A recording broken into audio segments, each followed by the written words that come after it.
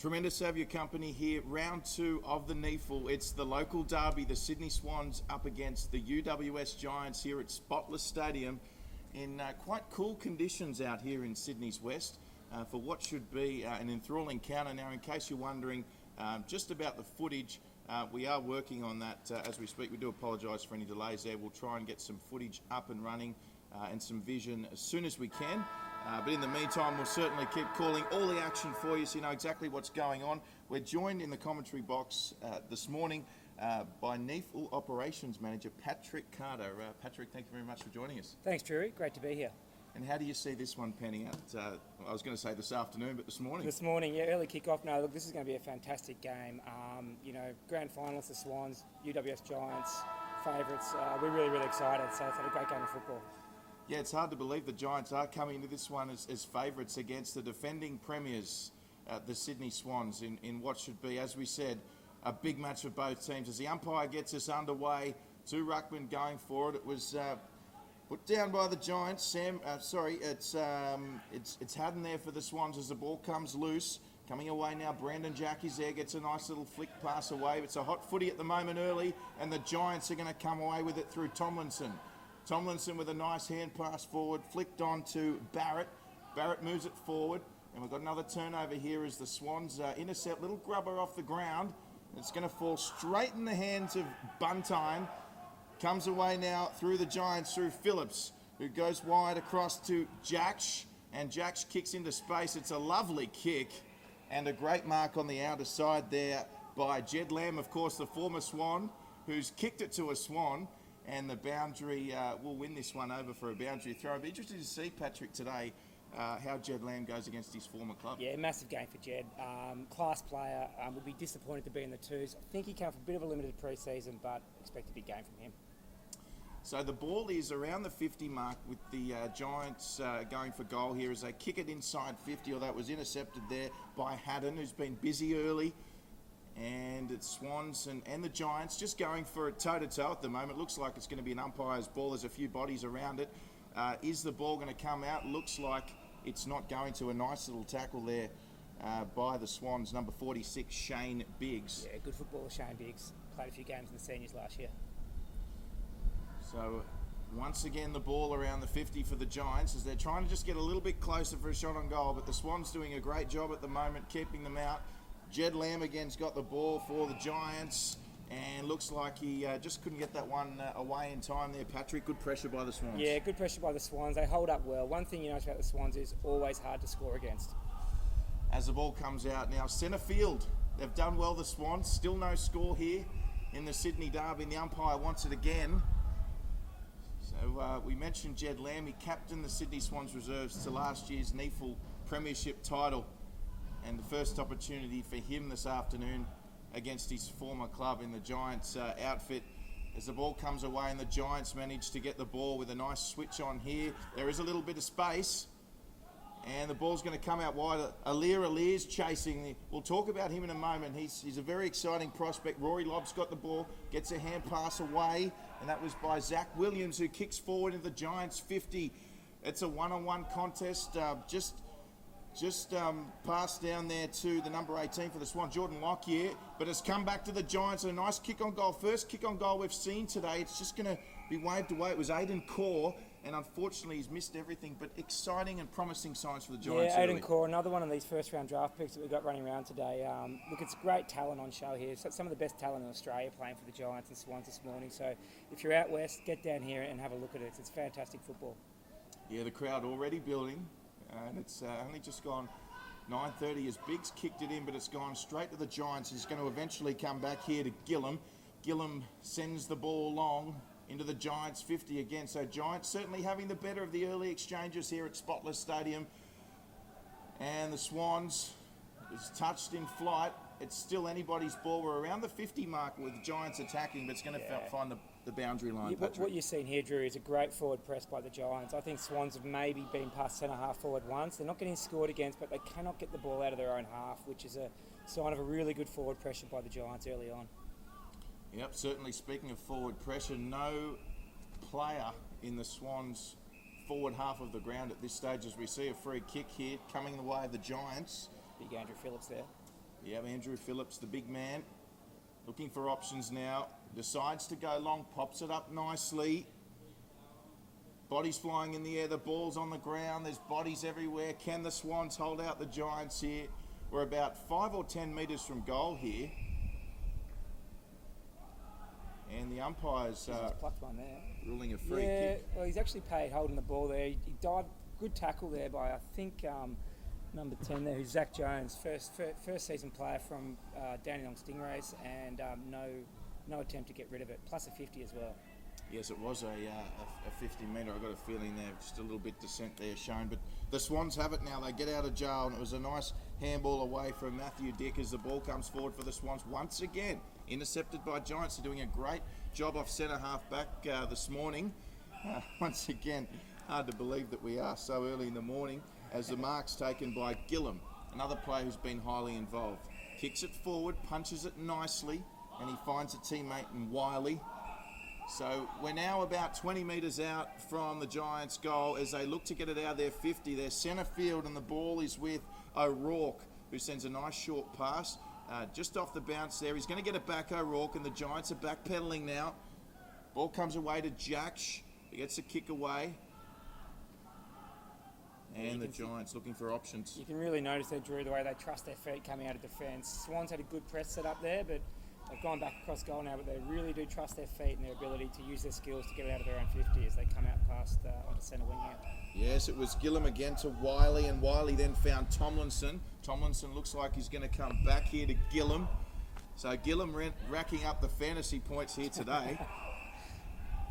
And the Swans doing a great job of manning up here. And he had to kick to a contested Gillum, and the ball's come on the ground. First to it was Bunteen, I should say, and the ball's over for a boundary throwing. Yeah, Drew, I reckon they had a couple of chances there. I reckon Tomlinson maybe could have turned and rolled, and they were out to half forward on this side here, on the commentary side. So good pressure by the Swans.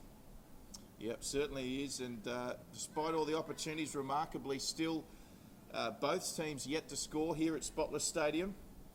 And despite the overnight rain, the ground is looking in tremendous shape. It's pretty much a dry surface, isn't it, Patrick? It is beautiful, mate. I was down in Canberra yesterday watching Ainsley and Redland, and similar. They had a lot of rain there leading up to it. It was a wettish track, but the skill level in this competition this year is amazing.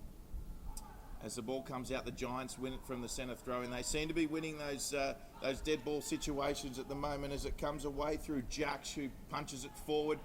Fortuitous bounce there for the Giants, and they've got an opportunity. Jed Lamb's there. Alir, he gets the pass away as the Swans have possession, just trying to come out. They're only 10 metres out from goal, the Giants, but the Swans have the footy at the moment, and it's Sumner with an important mark as he looks to switch play. Oh, he's kicked it into a dangerous situation, and unlucky not to concede the first goal there. Very, very lucky. To the Giants, he kicked it straight to, he was initially looking for his teammate in Xavier Richards. And once again, sloppy work from the Swans. Now they've just kicked it in. Alir has dropped it, and there's the first goal for the Giants. Persistence pays off. Fantastic start for the Giants here at home, Patrick. Yeah, Drury, I think Jared Crouch up in the coach's box won't be too happy there. Matthew Dick went across goal there and turned it over, and then Alir has dropped a chest mark. So, look, Giants definitely on top early. They deserve that goal. They have been the dominant side over the first 8 minutes, and look, it's a really good game of football. The Giants obviously are going to trust their feet coming out of defence. They've got a lot of talented players in their half-back line. I think four first-round draft picks. And look, it's going to be a great game. I actually missed the goal kicker there, Drury, unfortunately. It certainly will. It looks like a fantastic game, Patrick. Just coming back to your point. Yep. First goal to the Giants there, and just the Swans there, unable to clear the ball. They were trying to be a little bit too tricky there, and the Giants pounced. Now, if you're just joining us and you're wondering why you can't see anything, we are working on that, and we hope to have some vision for you as soon as possible. But until then, Patrick Carter and myself will continue to call the game, with the Giants leading one straight kick and one behind 7-0 over the Swans at the moment. As the Giants, they move forward again, another forward 50 entry. Can the Swans clean it up? It's a hot footy. There's a nice little hand pass away. Could this be the second goal for the Giants? He's just missed it there. I think that was Liam Sumner. number 28, I think. It who was kicked that Sumner. point. Very quick, pacey half forward. Would have played at least half the senior games last year. Obviously, still waiting for his first opportunity in 2014, but again, another very, very talented young player on this UWS Giants list. So Jared Crouch, we've seen another 50-metre penalty here. Was just moving off the mark, I think, maybe, Patrick? Brett Hand's going to be really upset at that. They've got all the pressure on at the moment, and they've given up two defensive 50 outlets just from ill discipline. So, of course, Patrick, speaking of the Giants coach, Brett Hand. Brett Hand, yep. Very, very good coach. Great with the kids. Look, they're going to have a good year this year, and they were very well coached and managed. But on the other side of the spectrum, Swans coach Jared Crouch, he'll be certainly monitoring those kick-ins very closely. Swans have been lucky with a couple of 50s, but as we stand, the ball, centre field, umpire looks like he's about to have this one. Oh, he's called a high tackle, so a tackle there. It was Sumner again who's been involved heavily early. Sumner with a tackle, umpire just calling it high, and the Swans are going to have an opportunity to enter 50 here as the ball comes in, centering kick. Target there was Ray. The ball's on the ground, and he's called another high tackle here, the umpire, this time going the Giants' way, and the ball's going to come out to Wiley. Yeah, Wiley's really good young player, tagger last year, playing at half-back at the moment. Good user, another good player with senior experience. So Tom Boyd, of course, playing this game, the number one draft pick from last year. He gets his first mark as he kicks it forward to McCarthy. Another first rounder from one to the other, and then the Giants coming away now. The ball from Sam Reed, and then kick forward. They couldn't take the mark, the Giants. It's on the deck. Swans with an opportunity here to gain possession.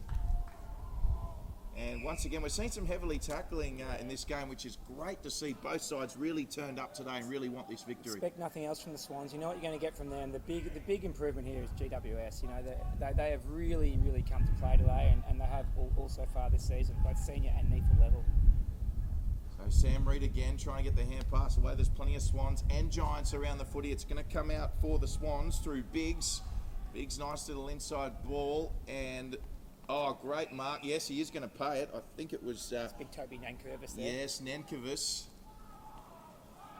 So just beyond 50, about 60 metres out where the man on the mark is. Nankervis with a brilliant little short kick, looking for McCaffrey. Just cut off there by the Giants. They've still got an opportunity. The Swans through Brandon Jack. Brandon Jack tries to put it on the left and centre it. Well intercepted there by Bunteen. And Bunteen, great kick, who's turned defence into attack. He's found Rory Lobb. Yeah, Bunteen, another one of those first-round draft picks. Actually had a punctured lung in the pre-season last year, which put him out of action for 12 weeks. Basically ruined his whole season.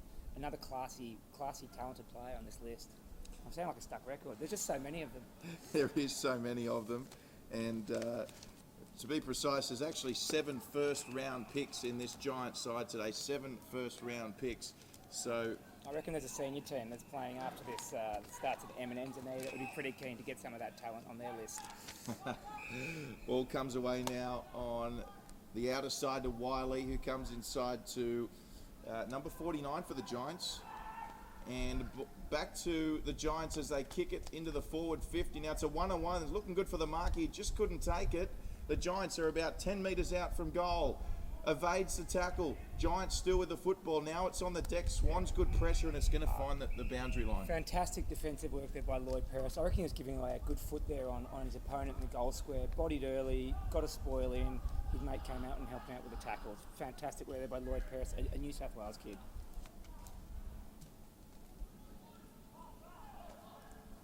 So, ball still very much deep in attacking opportunity for the Giants as it's found its way into the hands of the Giants. Snap around the corner. We'll try and get a number for you, but it's another goal to the Giants. Yeah, a bit of push and shove in the goal square too. No love lost between these two sides. So, as operations manager, let's hope they just keep it clean. I don't want to have to look at any of this stuff on a Monday morning. So, no, look, it's been played in the right spirit. It's been umpired very, very well. I just missed the goal kicker then, Drew. They're snapped with a large amounts of congestion around the footy. It's really close and tight, and that was just a quick snap from nothing really. It was just general ball in play and a really good snap. Yeah, Jed Lamb, the goal scorer there. Perhaps why there was a little bit of fire after he kicked that, Jed Lamb. Fantastic snap around the body, and we've just found out that number 49 for the Giants is Finlayson, Jeremy Finlayson. Yeah, sorry, Drew. One of their top-ups played last week, went really well in the Northern Territory, and gets another opportunity today to play with all these talented listed players. He'd be looking to, like all the academy players who play as top-ups, is to work hard, get noticed by either the team they're playing for or the team they're against, to try and get on a list at the end of the year. Yes, of course, the Giants last week, they did travel to the top end. The longest road trip in the NEAFL all the way to Darwin. Unfortunately, they came up short against the NT Thunder, who seem to be in amazing form to start the season. They did win yesterday as well. Fantastic form, Drew. They are looking... Meanwhile, we've just got a goal from the Swans. It's Nankervis. Yeah. Fantastic goal out of nothing. The ball was pushed forward by the Swans. Nankervis all by himself. Mark played on straight away and put it through for the Swans' first goal this afternoon here at Spotless. Yeah, thanks, Drew. Fantastic from Nankervis there. He's worked all the way up to the stoppage, then worked all the way back. He's 201 centimetres. He can obviously move as well. Involved in that build-up play then also was one of the players who did come through the top-up system, the academy, and then get zone selection. That's 41 Lloyd Paris, who started well. We saw him down defending in the goal square against a taller opponent, and then he just sent one inside 50 to kick what is a really important goal to keep him in it. So the score now, round 2 clash. UWS Giants versus the Swans. 2-2-14 for the Giants. Plays one straight goal, 6 for the Swans. As we see a free kick coming to the Giants out of the centre square. And if you're wondering why you can't see any vision, our technicians are working on that as we speak, and we hope to have some vision to you at some stage. As the Giants kick it forward now, they lead 14-6. They've got another opportunity from the free kick. They've got possession of the ball. It's Wiley around the corner. There's a Giant all by himself in the goal square. He tries to catch it and kick in time. He can't. The Swans converged and a rush behind in the end. Good job by the Swans defence. It was, but I reckon the guy in the goal square has copped the worst bounce in history. The ball has just sat up on its end and allowed the Swans defence to get back. He was about 10 metres in the clear. Very unlucky. There he is, Eagle Eyes Patrick Carter, of course, NEAFL Operations Manager. We should point out 3 years part of the coaching setup at the Sydney Swans, as we see a mark to the Giants. A great mark there from Rory Lobb, I believe it is. Yeah, Rory Lobb, come across from WA, one of 3 guys playing today that's over 200 centimetres. And the amazing thing about them is you've got Boyd, Lobb and Phillips. And, back in the old days, you think 200, they don't move that well. They all move really, really well. They're strong. And these are the guys that are putting the pressure on Patton and Mumford and Jonathan Giles. All can play, so let's see how he kicks. So about 40 metres out here, Rory Lobb, slight angle, he likes it. Boy, does he like it. The Giants have got their third. Yeah, that's a great kick from a ruckman. It used to be back in the day, if a ruckman took a mark 40 out, you could nearly set up to how you're going to get the ball out of the defensive zone. But that is a fantastic kick. He's still got a bit of developing to do, Lobb. He's 21, but he really thickened out last year. They picked him up in the draft, and highly thought of. So the Giants now 3-3-21, lead the Swans 1-6. Of course, nice goal there from Rory Lobb. We did mention Patrick Carter, NEAFL Operations Manager, joining us in commentary this afternoon. 3 years part of the coaching setup at the Sydney Swans, which included 2 grand finals and 1 flag. So, Patrick, you must be doing something right in the coaching setup. Yeah, look, I don't know. It was just great to work with some really great football heads. Henry Playfair got me involved in the program. Then got to work with Jared Crouch, George Stone, Stewie Maxfield, and Graham Cox, the football manager, who's been there for a long time. And you learn so much about the game. Been involved in the NEAFL for the last 3 years, seeing it grow. The new format this year with only 14 teams, the standard's amazing. So, no, it's just great to be involved again. And how are you enjoying the role? I'm loving it, Drew. I'm loving it. It's fascinating. And I think what we're really seeing is a top quality national tier 2 competition for New South Wales, Queensland, ACT and Northern Territory. And hopefully we have a good year. We get some talent picked up by AFL clubs and our rep footy sides go well. Rep footy is actually going to be played here on May 24 as a curtain raiser and playing against the Waffle, which is probably the biggest challenge in rep footy. So NEAFL versus the Waffle, May 24 here at Spotless Stadium. Be there. That's going to be a cracker. We're really, really excited. Daniel Archer, the ex-Northern Territory Thunder coach, is taking on the program and we're really excited. Now we should just mention here the Swans, meantime, nice kick into the forward 50, and it's just trickled through from behind, so the score goes along to 21-7 now, and it's been intercepted off the kick in by the Swans by number 27 Robinson, who centres it, well cut off there by Bunteen, and it's going to be tackled there, centre field, 20 metres out from Swans goal. They do trail 3-3 to 1-1 at the moment. Certainly in need of a goal, the Swans, the reigning premiers, who very impressive up at the Gabba last week, the Sydney Swans beating the Brisbane Lions, who of course had a tremendous NEAFL last year, the Lions, and the Giants just kicking that one out in the full, coming out of their defence, so another opportunity here for the Swans. Yeah, keep your eyes up forward there. Big Patrick Mitchell, number 45, ex-American basketball. They're going to try and do something similar to what they did with Mike Pike and turn him into a ruckman tall forward. As Biggs sends it forward now, looking for his key forwards. Of course, the Swans very tall, up forward today, and it really is a hot footy with the Giants just scrambling at the moment to try and get it out of there. Nice kick along the ground there from Gillum. And once again, over the boundary line for another throw-in. The Swans still in a very good position. Yeah, well wrapped up there by Harrison Marsh. I think he's a really exciting young prospect. Played a couple of NAB Challenge games this year, but still to crack it for his first senior game. Ball comes in now. Andrew Phillips having a solid game for the Giants so far. We've got a free kick and advantage, but there's plenty of pressure on the Giants. A loose hand pass. Swans, great tackling, and the umpire's taking a while to call this a tackle, but he finally does. Yeah, I thought he was going to pay holding the ball there, and I don't know if he was actually really trying that hard. So, no, good decision, and a lot of players around the footy. Swans kick it forward. It's gone out in the full, so we're just near the Swans goal with the Giants trying to bring it away now. The ball with Stephen Gillum, who's going to kick a nice little one short, and he's going to find his teammate in Cameron McCarthy, the number 1 draft pick. McCarthy, he kicks it forward. Membrays there for the Swans, and the boundary line once again. We just seem to be coming back to this area of the field at the moment. The Swans desperate for the next goal. Yeah, it's just a battle of two presses, isn't it?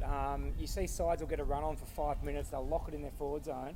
But if you don't get a bit of value for your forward pressure, it can be deflating if the other team can go the other way and score a goal. So I reckon about 5 minutes left in this quarter at the 21-minute mark. This is going to be an exciting finish to this quarter.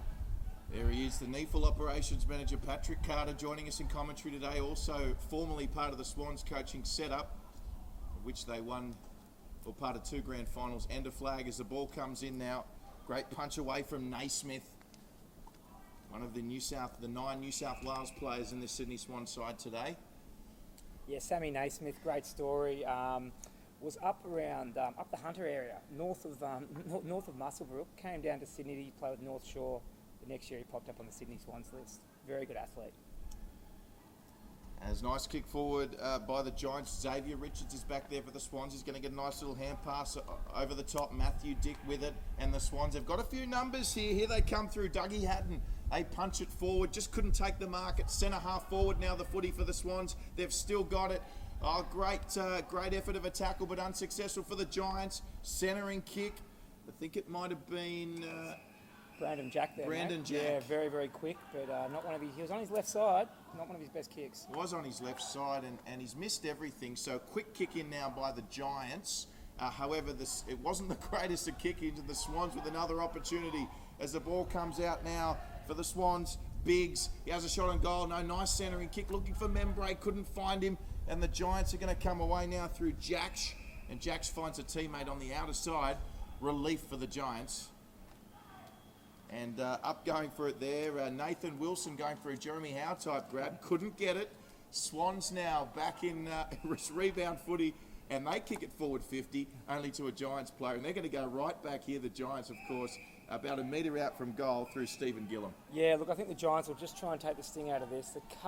After coming out of the defence quite well in the start of the quarter, they just did a few dubious kicks coming up before, especially that one across goal as Alira gets in the back there at half-back flank on Big Tom Boyd. Tough call on Alira, but the umpires called push in the back. So the Giants now with the football on their own 50, outer side. They kick up the boundary line, and it's just going to be tapped away and sport by the Swans for a boundary throw-in. But the Giants have managed to get the ball centre field. just in front of the two respective benches here, as we approach the end of quarter time with the Giants with a handy lead at this stage, 21 plays 7. Of course, the Swans, the reigning premiers here in the NEAFL, and looking to bounce back. So the Giants, they really have managed to get away with this without conceding. They've got a free kick now on halfway, and they're looking, the switch is on. Gillam's calling for it. He's just going to go straight forward. It was Tom Boyd, and he's found a teammate there on the outer side. So a crucial little couple of minutes coming up here, Patrick. Yeah, definitely. GWS really absorbed some really good pressure there from the Swans, and didn't concede. You could see the class that they had down back there. Jack did an amazing spoil in the goal square and got the kick out to the far side. So some really, really good defensive work there. As I've mentioned earlier, the number one draft picks in their back half are really strong, and Bunteen and Jack and these guys, all very good players. Okay, pressure. They just got the kick away. I think it was Gillam as they kicked forward. Ali's there. There's the ball now on the Giants 50, just near the members' stand on the outer side. Towards, as Patrick would call it, the Fairfax end. Speaking of Vincent, the Vincent Fairfax stand on one end, we've got the scoreboard end, which is where the Swans are kicking to in this first quarter. As we approach the final moments in the first quarter, Giants now looking to attack, and out on the full by the Swans after the boundary throw-in. So they will get an opportunity here, the Giants, to increase their lead with the kick in. And, Patrick, who would they be looking for targets with this type of situation? They've got the best under-18 key forward in Australia playing for them today in Tom Boyd, number 13, first-round draft pick, 201 centimetres. They've got massive raps on him. He will play senior footy this year. So, ball was just held up by the Swans there, and they're going to come away with it now. So nice little kick. It's a brilliant kick, in fact, and just couldn't take the mark. There was Hiscox, although they'll get the ball back, the Swans here through Ray. So they press forward halfway, and the nice kick forward by Towers, and they now find themselves gradually getting towards their own goal now, the Swans. They're on the 50 as a kick aired by Brendan Jack. Membray's all out in his own here on the outer side. He's got McCarthy converging on him, tries to step in, can't. Membray with a nice little hand pass inside. Great little step and footwork there from Hiscox, and the Swans have got their second goal. We will mark that one down as a highlight. You might see that one on NEAFL TV this week, our new highlights package that goes up every Monday on the NEAFL website. Hiscox has just turned his opponent inside out. He thought he was going back towards general play. He's ducked inside and done a fantastic snap. Really, really good finish after Membry probably wrapped himself up a bit. He thought he could step Cam McCarthy, and Cam McCarthy was well up for it, had him around the hips, and Hiscox probably got him out of one there. So, look, Brett Hand will be very disappointed to give one up there. They had the ball locked in their own 50. They've given away a silly free kick, and Sydney have gone coast to coast on them. Yeah, they certainly have. Of course, the Giants were attacking from that out on the full, but they certainly turned defence into attack there, the Swans, kicking their second goal. It looks like it's going to be a real arm wrestle this game, doesn't it? As the ball comes out of the centre, win by the Giants. Wiley kicks it forward into their forward 50 once again. Ali's there. Jed Lamb's also vying for the footy, but it's going to find its way over the boundary line. But as I was saying, Patrick, it really does seem like it's going to be just a backwards and forwards, toing and froing, seesawing arm wrestle day between these two sides. I think you're dead right there, Drury. Look, both sides like to get numbers up around the ball. You'll see their half forwards come up. You'll end up with a lot of players around the ball at any given time, 12, 14 players, 2 or 3 key forwards at each end. So whoever wins that, so often in football, at any level, whoever wins that contested ball today will probably come out on top. And I think at the moment the Giants are on top early. Swans just working their way back into it. Of course, Patrick Carter there joining us in commentary today. So it is within kickable distance for the Giants if they can get their ball on it. The ball's just swaying around the corner. Attempt there from Rory Lobb, who sends it forwards. Alir couldn't take the mark, about 5 metres out for the Swans, but a fortuitous bounce and the Swans come away with it. Can they clear? The target is Brandon Jack. Cut off there by, I think it was Bunteen, but the Swans, it's come to the ground nicely for them, and they kick forward into their forward 50, but a nice mark there by Gillam, who's racked up quite a few possessions in his first quarter early, and Gillam with a great kick crossfield to Tim Golds, who gets involved for the Giants. He sends it long, great direct kick, looking for a target in Downey. Downey, though, didn't take the mark, got it off the deck. Nice hand pass away there to a teammate. I think it was O'Rourke. He centred it for the Giants and just across goal and finds the boundary. Yeah, John O'Rourke, very talented on baller. Debuted last year. Was his first year last year. Have a guess, Drew. First round draft pick. Spot on, mate. He is another one of these talented kids, and you know this is the best talent in Australia running around in the NEAFL at the moment. So great for the fans. Yes, indeed. And there's the first quarter siren. At the conclusion of the first quarter, it was a tight one, but the Giants with early honours here at Spotless Stadium, the home team leading 3-3-21 to the Swans, and the defending premiers 2-1-13. So it's the Giants by 8 points early, and they certainly seem to be winning more of the clearances and getting the ball into their forward 50 a lot more than the Swans, Patrick. Yeah, definitely. I mean, don't have the stats in front of us, but by balance of play, you definitely say GWS for the first half of that quarter could have been 2-3 goals to the good. But what the Swans do best, probably best at NEAFL level and probably best at AFL level, is they just don't get scored against quickly.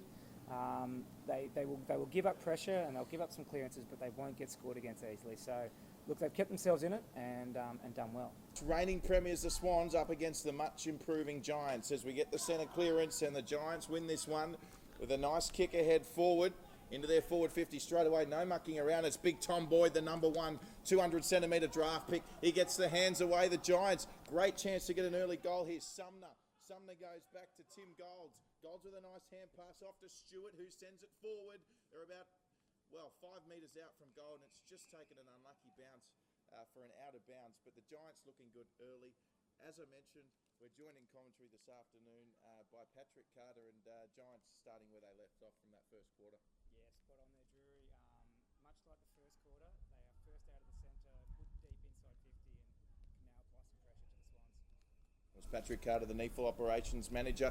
Now, if you're just joining us, as we see a little bit of push and shove here off the ball, involved was Tom Downey from the Giants. But if you're just joining us and you're wondering where the vision is, we are still working on that, and hopefully we'll have some vision for you at some point.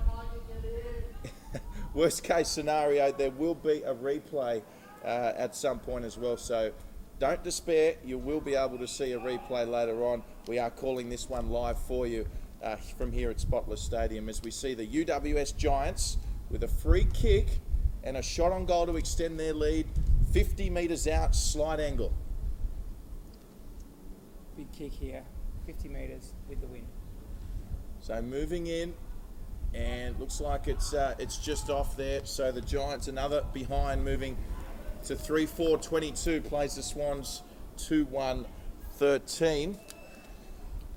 I think we had young Zach Williams there from the UWS Giants kicking for goal. Wagga boy, played senior footy last year. Actually was nominated for the NAB Rising Star, the Senior Rising Star Award. Very exciting young talent who again would be hoping to, play well today to get in front of the selectors for round 4. So Matthew Dick finds the mark, short from the kick, and he goes long, but a sensational interception there by Rory Lobb, who's been busy for the Giants. He's another tall player for the Giants. He kicks forward once again to the 50. It was cut off well there by Harrison Marsh. Harrison Marsh kicks forward. Brandon Jack on the near the centre square. He gets a ball away now to Nankervis, and Nankervis with a nice little pass out to Jake Lloyd with a shot on goal. And Jake Lloyd just off target there. He's actually sent it out of bounds, probably about 5 or 10 metres off the behind post. Yeah, be disappointed with that. Jake Lloyd had a really good chance there. A great chase by the Giants. Lloyd, North Ballarat boy, rookie listed player. So we have seen the Swans with the ability to go coast to coast when required. Of course, the Swans, the reigning NEAFL defending champions, and they almost cut off a kick there from the Giants coming out. Daniel Robinson, and it's going to find its way, the footy, over the boundary line once again. So we're now 50 metres out from the Giants' goal. And Daniel Robinson, a New South Wales boy? Daniel Robinson, New South Wales boy, yes. He was schooled down in Melbourne for year 11 and 12, but then came back, obviously grew up in New South Wales. Scholarship player, really talented on baller, and knows where the goals are. So meanwhile, Wiley's done a little nice 1-2, could get it back again, and they've marched 50 metres from the boundary throw in the Giants. It wasn't the best bounce by Sumner, but he put it back on the boot. He's going to get the ball back now, Sumner, from Andrew Phillips. Nice little centering kick by Sumner. He's looking for, is it Tommy Boyd? It's Tommy Boyd who's taken a great mark, 35 metres out, Giants with another opportunity. Yeah, Liam Sumner down the outer wing. We'll probably slot that one in the highlights as well. I think he was involved 4 times in that piece of play then, and looked inside, noticed that Boyd had a good body position against Avia Richards, and set him up beautifully to have this shot out from about 30 out with minimal angle. Yeah, just a slight angle. Tom Boyd, opportunity to register his first goal. The kick looks reasonably good, but it looks like he's just sent it to the left and pulled it across goal. So another behind for the Giants, 3-5-23. Playing the Swans 2-1-13 as the Giants. They've really pressed up here on the Swans to try and get the turnover, and they've successfully managed to spoil for a boundary throw-in. And Giants are looking very impressive early against their bigger brother, Patrick. Yeah, Drury. 8 scoring shots to 3. I think the Swans again have been inside 50 once in the first 5 minutes of this quarter. It's getting pretty one-sided here. Jared Crouch would be looking to turn this around quickly. Otherwise, this game could get away from them. As we see the ball through George Hewitt, kicked forward from the boundary throw-in. It's now at centre field, and a couple of Giants there. Nice little tackle, and the ball trickles over for another boundary throw-in. So slight breeze here this morning here at Spotless Stadium, but it seems to be going across the field. Probably a slight advantage to the team running towards the scoreboard, and in this case, in this quarter, would be the Giants. And nice mark there. So they look for the switch here, the Giants. So they're coming off their own half-back line. It's from Tim Golds who sends it forwards. He was looking for James Stewart. Nice ball there from the Swans. And the Swans might be able to come away with this, although the Giants, good tackling pressure. The Giants have now got possession again, and they kick forward in their 50.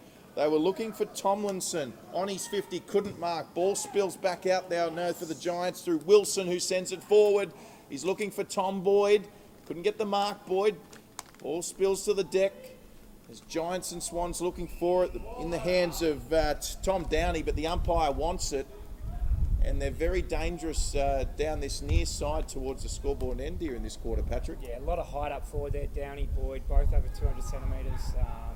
Good tall targets. So Golds now evades 1, evades 2, goes for an opportunistic shot on goal there. Golds just missing once again for the Giants. So they're managing to get their hands on the footy in the forward 50, and they're not mucking around with it. They're taking those quick shots on goal just to the left side on this occasion. Yeah, Drew, you just feel like if they kick 1, they could kick 4 here. Swans are really just hanging on. Again, they cannot get the ball out of their own half at the moment. So we'll see what happens over the next couple of minutes. And that wind just picking up just a little bit. And as we said, it's going across the grounds, probably just favouring the Giants as they get another turnover here. McCarthy with a handball inside 50, trying to get it back. McCarthy can't. Good interception by Biggs for the Swans, who kicks it forward. He's probably looking for the boundary line. Great body work there from Core. Core pushed away Dean Towers with some ease there as the Giants once again get possession. And just keeping it in there was Tim Golds. Golds, good pressure there by Naismith, and Membray chimed in. He's come out of the 50 here to help out, and the ball's going to go over the boundary line, and we're going to see Big Sam Naismith contesting the ball for the Swans. He needs to win this to relieve some pressure. Yeah, they definitely need to get some ball here, Drew. You can see Tim Membray there on his half-back flank defending hard, just trying to get himself involved, being very quiet early. The Swans, they do win it, and they're trying to get away now. Jake Lloyd couldn't quite get away from his Giants counterpart there. Good tackle by Barrett, and ball's going to be wrapped up. Tom Boyd's in there as well. He looks like a well-oiled machine, does Tom Boyd, doesn't he? He's a big kid. I think he's over 100 kegs already. Was monster in juniors in the under-18 carnival last year. Was a dominant player. Clear first-round draft pick. They've got a very, very exciting forward line in both their seniors and as a result in their NEAFL as well. So Naismith with the hand pass away from the pack, went straight to Tom Boyd though. He couldn't hang on to it, but follows up nicely with the tackle. Umpire wants it again. Yeah, Jake Lloyd at the bottom of that pack. You'll see that all day. He is usually at the bottom of the packs, and he does rack up the stats. So blood rule here. Number 43 for the Giants, Jake Barrett, having to go off to get attended to. Yeah, just so I have this break in play, Drury. Some of the players from the Giants who are going really well. Cam McCarthy, number 25 with the long hair. He's been really lively. He's playing at half back. They drafted him as a forward. So interesting to see him line up at centre half back here on memory. I thought Mark Wiley had an excellent first quarter, and also Big Rory Lobb, as you mentioned earlier, has been fantastic on forward. So Downey and Naismith again. The Swans come away with this one. It falls in the hands of George Hewitt, who kicks forward. Now Membray's there for the Swans, as is Doug Haddon. They got 2-on-1. Nice little in pass to Membrey. Was just behind him. They're almost on their 50. The Swans, they were almost away there. It's still up for grabs though, and it comes away through Hewitt again, who's followed up nicely, and he's kicked it forward, and they've got a mark here, the Swans, on a big angle. It's Nankervis again. He's right on the boundary line, probably about 15 metres out on a real tight angle, but this is a goal-scoring opportunity, you'd have to say. Yeah, definitely. Just chipped it inside there to Jake Lloyd, who is a goal kicker. Very bit of impressive work there by young George Hewitt, taken in the draft last year. He started that at half-back. I thought they'd butchered it at half-forward when Haddon missed Membry with the handball, but George Hewitt followed up and then hit up a beautiful pass to Nankervis, and pretty slack marking there from the Giants not to pick up Lloyd, who's now got a far easier shot on goal. So Lloyd moving in, looking for the Swans third, just right on 50, slight angle. It's a tough kick. It looks good though. Oh, it's a great kick. Lloyd has got the Swans third and a much needed goal for Sydney. Yeah, you're bang on there, Drury. That was a fantastic kick there by Jake Lloyd. He does do that. He kicks goals. He gets a lot of the ball, and he will be good for one or two a game when given the opportunity. So I think the coach there for the Giants, Brett Hand, will be pretty disappointed that they just allowed what was going to be a really tough shot for Nankervis on his left foot from that pocket with the wind, nearly impossible, and they've just given up a short pass to Lloyd for a far easier kick, and he subsequently made them pay. Yes, and a couple of those misses for the Giants. Of course, 3-6-24 plays 3-1-19. So the Swans, with that goal, right back in this one. Of course, you can't write off the reigning premiers, that's for sure. And Sydney have certainly had the better of the Giants in recent clashes. As the ball comes out of the centre now, good win for the Swans. There's perhaps a bit of momentum. Harrison Marsh got the ball away, and the kicks forward. Membray's there, as is McCarthy for the Giants, but it's going to go over the boundary line on that members stand side near the change rooms. And the wind still thereabouts, but as we said, it's kind of swooping across the ground, isn't it, Patrick? Yeah, usually you'll find at stadiums like this, even if there's a bit of wind, it does get a bit swirly. It can be a bit fluky. It seems to be going a bit from right to left, so favouring where the players at the moment on the members stand side. We're not seeing much play on this outer wing, but if you can get the ball out here with a good switch and come down with the wind, you can get a bit of distance and penetration into your 50. There he is, the former Sorrento Shark. Originally from the Mornington Peninsula, now NEAFL operations manager, and spent 3 years as part of the Swans coaching setup, is Patrick Carter. It's a pleasure to have him commentating with us today as the ball comes forward now for the Swans. Oh, that was lucky. Great clearance from the Giants. So the ball really going up and down the field with vigour at the moment from both teams as the Giants come away with it. Nice kick forward for Nathan Wilson. They're now on the halfway, and they're now attacking the Giants as Nathan Wilson finds number 53 for the Giants. Inside now to Stewart, who kicks along the ground into the Giants forward 50.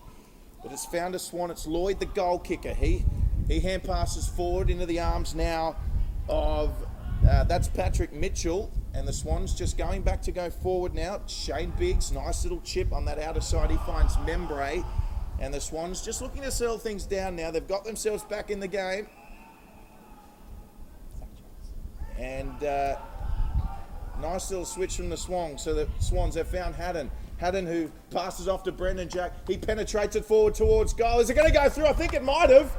And Brendan Jack, just like that, switched by the Swans. He's kicked it about 50 out. Nankervis was there, but he let it roll through for the goal. That, Drury, was a fantastic piece of play. As we mentioned earlier, if you can get the ball out on this far wing, get a bit of space, you can really move the ball quickly. Zach Jones running up from defence there gave them an extra number. They outnumbered 3-2, and Brandon Jack from inside the square, I think, there. We'll mark that one down. Barnes is a bit of a highlight for the show next week. Gets it and runs it through. Great work on the line by Nankervis. Saw Paddy Mitchell, the American, get it at half back there and get involved as well, which is fantastic. He looked a little bit lost, but he got it to Shane Biggs, who's one of their best users coming out of defence. He hit up a target, and that sort of started the goal.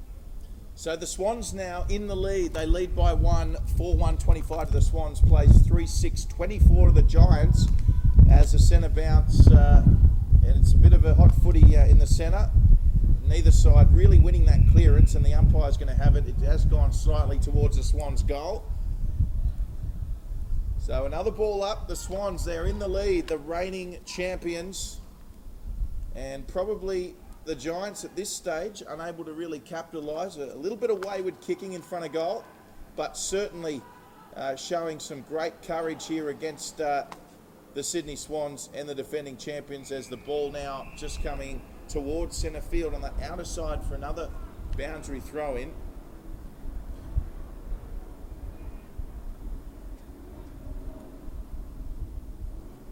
And the ball coming in, back in now. So nice rise there by Tom Boyd, doing a bit of ruck work for the Giants. Who's going to come away with the footy here? It's in a precarious position. One kick into either side's 50, and it looks like it's going to be locked in again. We mentioned Alir briefly earlier, Patrick. Exciting prospect. What more can you tell us about him, the Swans number 36? Yeah, thanks, Drew. He's a fantastic athlete.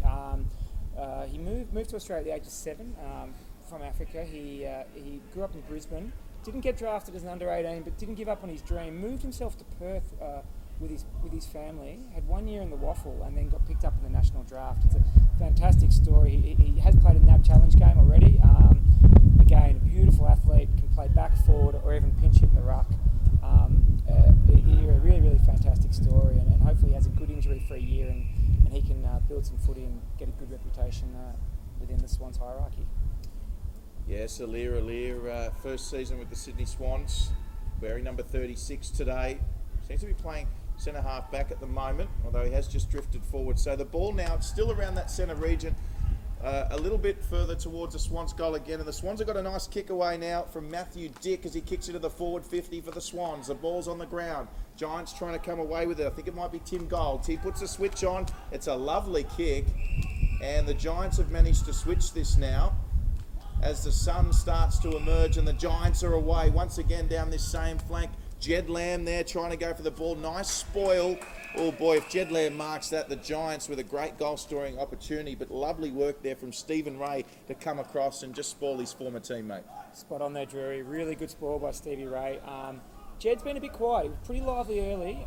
Probably drifted in and out of the game a bit since then, so he'll be pretty eager to get going and show up his old coaches and show how he's going. So Naismith with a lovely little tap to Lloyd Paris, who kicks it forward. It went high. And the Giants once again could come up with possession here. Oh, great little second effort tackle from Naismith. He's turned it over. Membray's got the ball now for the Swans. It's on here. He kicks it forward. His target is McCaffrey. McCaffrey got a kind bounce, sockers it off the ground. The Swans, the ball just going away from goal. It's still an opportunity here. A nice little kick back from, I think it was Harrison Marsh. And he found, I think it might be Jack Hiscox, who's got an easy shot on goal about 25 out, almost right in front. He does, Drury. Harrison Marsh, I thought they butchered that one there. Young McCaffrey probably could have picked it up, but went off the ground. Marsh, though, really good poise. Came back and centred it for our boy here, Jack Hiscox, who kicked probably one of the goals of the year, probably an early contender for NEAFL goal of the year in the first quarter with that inside-outside move and followed by the snap. So Hiscox moving in. It looks like a nice kick. Oh boy, he's missed it. Wow, that wasn't a necessarily a tough kick by any stretch of the imagination, but he's just sprayed that one, Hiscox. So let off there for the Giants, and the Swans now just slightly extending their margin by 2 points. As the Giants with the kick in now, kicking forward, the target. He attempted the one-handed grab there was Tom Downey. So ball on the deck. And the Giants And the Swans going toe-to-toe here for the footy. The Swans emerge. Nice kick in from Zach Jones. He centres it back into the forward 50. Off the ground, it's Membray. Membray opens his account here against the Giants at Spotless Stadium. And the Swans, they have their 5th goal of the day. Drury, well called, mate. That was brilliant pressure there from the Swans.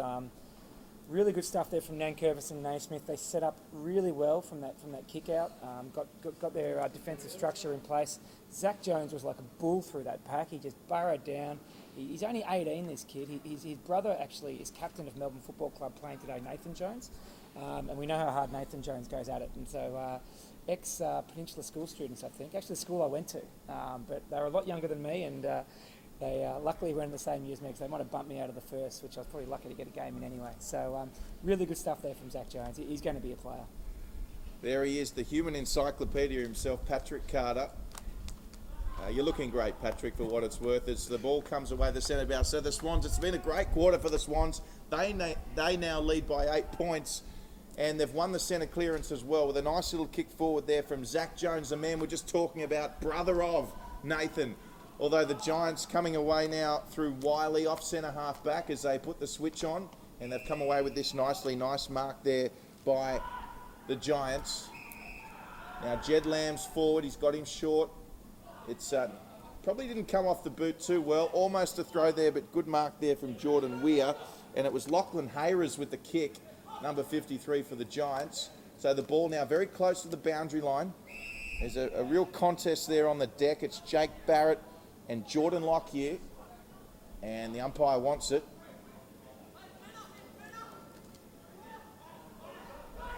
So the Giants come away with it. Nice kick forward. There's no one forward. Tomlinson it was kicking forward, and there's no one forward for the Giants in the goal square, which wasn't the case earlier on. And it's just pushed out of bounds there by the Swans defender. But I tell you what, Nathan Wilson had a good point. He was calling for deliberate. He didn't get it, and now the Giants in a very good position. 20 metres out from goal with the boundary throw in. So Naismith, he'll try and win this to give the Swans some breathing space. Oh, brilliant step inside and brilliant punch forward for Nathan Wilson off the ground. Unbelievable goal for the Giants. Fantastic ruck work. No, it's given a behind. It's hit the post, has it, Patrick? Oh, what's happened there is whoever got the touch on that is giving everyone else an opportunity to win goal of the year, because we were just going to lock it away there and do it. It was Nathan Wilson off the ground with one of the most amazing things you'll ever see. But unfortunately for everyone here, they did get a touch on it off the boot. Oh, it was a touch off the boot. Given it touched off the boot. What an effort, though, by Wilson. Wowee. From that angle off the deck. And it was Andrew Phillips in the ruck. He put a step on Naismith, got in front of him. Nice tap to Wilson. And I'll tell you what, that would have surely made your highlights package for NEAFL TV this week. It definitely would have, Drew. I think we would have had goal of the year all sewn up. It would have made the cuts a lot easier from round 2 to round 22, that's for sure. So, false alarm there. Did get a touch. And the Giants now, they've managed to contain the Swans from the kick in. So it was awarded a behind, and we should mention the score is the Swans leading 5-2-32, leading the Giants 3-7-25. Swans by 7. They have cut off the kick in, the Giants, in the meantime, and it's a boundary throw-in on the Giants 50. Swans trying to get rid of it. The Giants trying to score a goal and bring this one almost level. It was the Giants leading quarter time by 8. It's now the Swans leading by 7. And for those just joining us, we are doing our best to get some vision for you. We will give you an official update at half time as the ball comes away with the Giants now. Nice kick across field by Tomlinson now. Just managed to... Tomlinson went to Bunteen, and Bunteen had a shot on goal there, but it was just rushed through from behind in the end from the Swans as they come away. And a kick forward to Andrew Phillips. So Andrew Phillips now taking the ball out for the Swans. Nice kick forward. So they're on their own 50 now, the Swans. It's with Hewitt. Sorry, that was Daniel Robinson rather with the ball for the Swans earlier. So the Swans kicking forward. Ball is centre field. And it's Jake Lloyd there getting his hands to it first. So he kicks the ball into the Swans forward 50. Membray's there for the Swans, as is Brendan Jack. Great tackle from Jack. Oh, the umpire He didn't like the tackle. I thought it was a good tackle, Patrick. No, Drew, you were right, mate. Holding the ball there. Brandon Jack, rugby league background, much like his brother, a really, really strong tackler, and you can see there with that tackle, he pinned the arms. They actually had a 2-on-1 there, GWS. Membry fought really well, and we'll see Brandon Jack having a shot on goal now, 30 metres out, slight angle. So great tackle from Jack there. Moves in. Didn't have the best kick earlier. Can he kick straighter this time? Brandon Jack, he's coming around, is it? He just hasn't been able to swing it around on the left foot. Just enough, Brandon Jack. So just a behind there for the Swans. And as Patrick said, it was a tremendous tackle. Rugby league background, Brandon Jack. One of 3 sons to former Balmain Tiger Gary Jack. And the Swans now lead 5-3-33 to the Giants 3-8-26 as the kick in. Target was Andrew Phillips, and he got a little bit of push in the back. So a free kick here for Andrew Phillips. He doesn't muck around with it. Quick hand pass on straight away to Bunteen. Bunteen gets the ball out. I think they're looking for, is it Wiley? No, it's actually the number 1 draft pick in Cam McCarthy with those long locks. So McCarthy now, centre field, Giants attacking. Looking for Jed Lambert. Nathan Wilson came in and said, I'll take the mark, Jed. You run forward. Wilson, 50 out, kicking forward. Looking for Phillips. Phillips comes across, couldn't take the mark. Got the hands to it. Was Patrick Mitchell, the former basketballer, but it's gone straight to the Giants from the kick, which followed Mitchell's tap. They play on straight away, the Giants. They're 50 metres out. They're kicking forward for goal. Once again, Phillips was there, and it's just been rushed through for a behind. So another behind for the Giants, but they are applying some pressure. Yeah, Drew, I think the coach, Brett Hand, he'll just be disappointed with that forward 50 kick. They're definitely winning the balance of play, but they're not using their forwards at all. They've got some good matchups down there, obviously with Boyd and Tomlinson and Lobb, who had a really good first quarter, but they're not kicking to advantage. And meanwhile, Zach Jones with a nice mark from the kick in, but he's very disappointed because he's kicked it straight to Andrew Phillips, and Andrew Phillips will have a shot for the Giants. He's going back to kick it pretty much right on 50, slight angle. And with the breeze, you'd think he'd want to just aim it just slightly left here, Patrick. Yep, spot on there. He's a really good player, fierce competitor, very skilled as well for a big man. See how he goes here. Andrew Phillips taking his time, and so he should. Winds up just beyond 50. It looks good off the boots. Is it going to come back? I think it might have, and it has. So Andrew Phillips with a fantastic kick.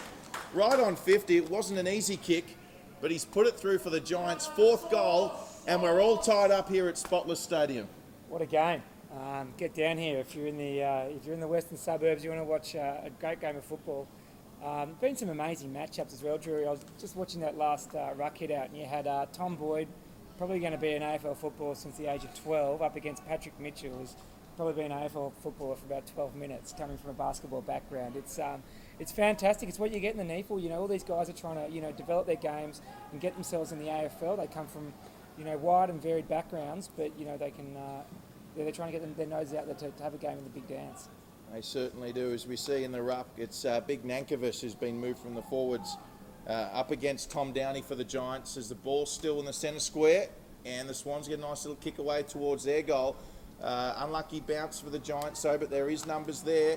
Although the Swans with an opportunity. It comes out to Doug Haddon, who kicks it forward. Now he's got a player on there and a nice mark. He should go back and kick this.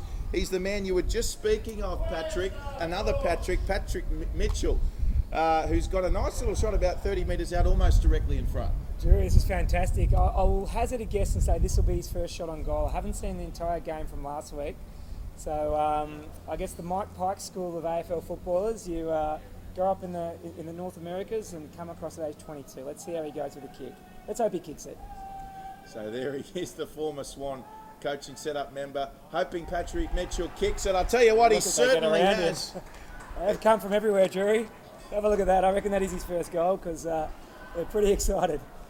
Patrick Mitchell with a nice little kick there to extend the Swans' lead to 6 points. And as Patrick said, literally every Sydney Swans player, regardless of where they were on the ground there, coming over to congratulate Patrick Mitchell. So fantastic scenes here at Spotless Stadium for the Sydney Swans as they go out to a goal buffer at the moment as we get towards that period just before half time. So it's the Swans 6-3-39, leading the Giants by a straight kick 4-9-33.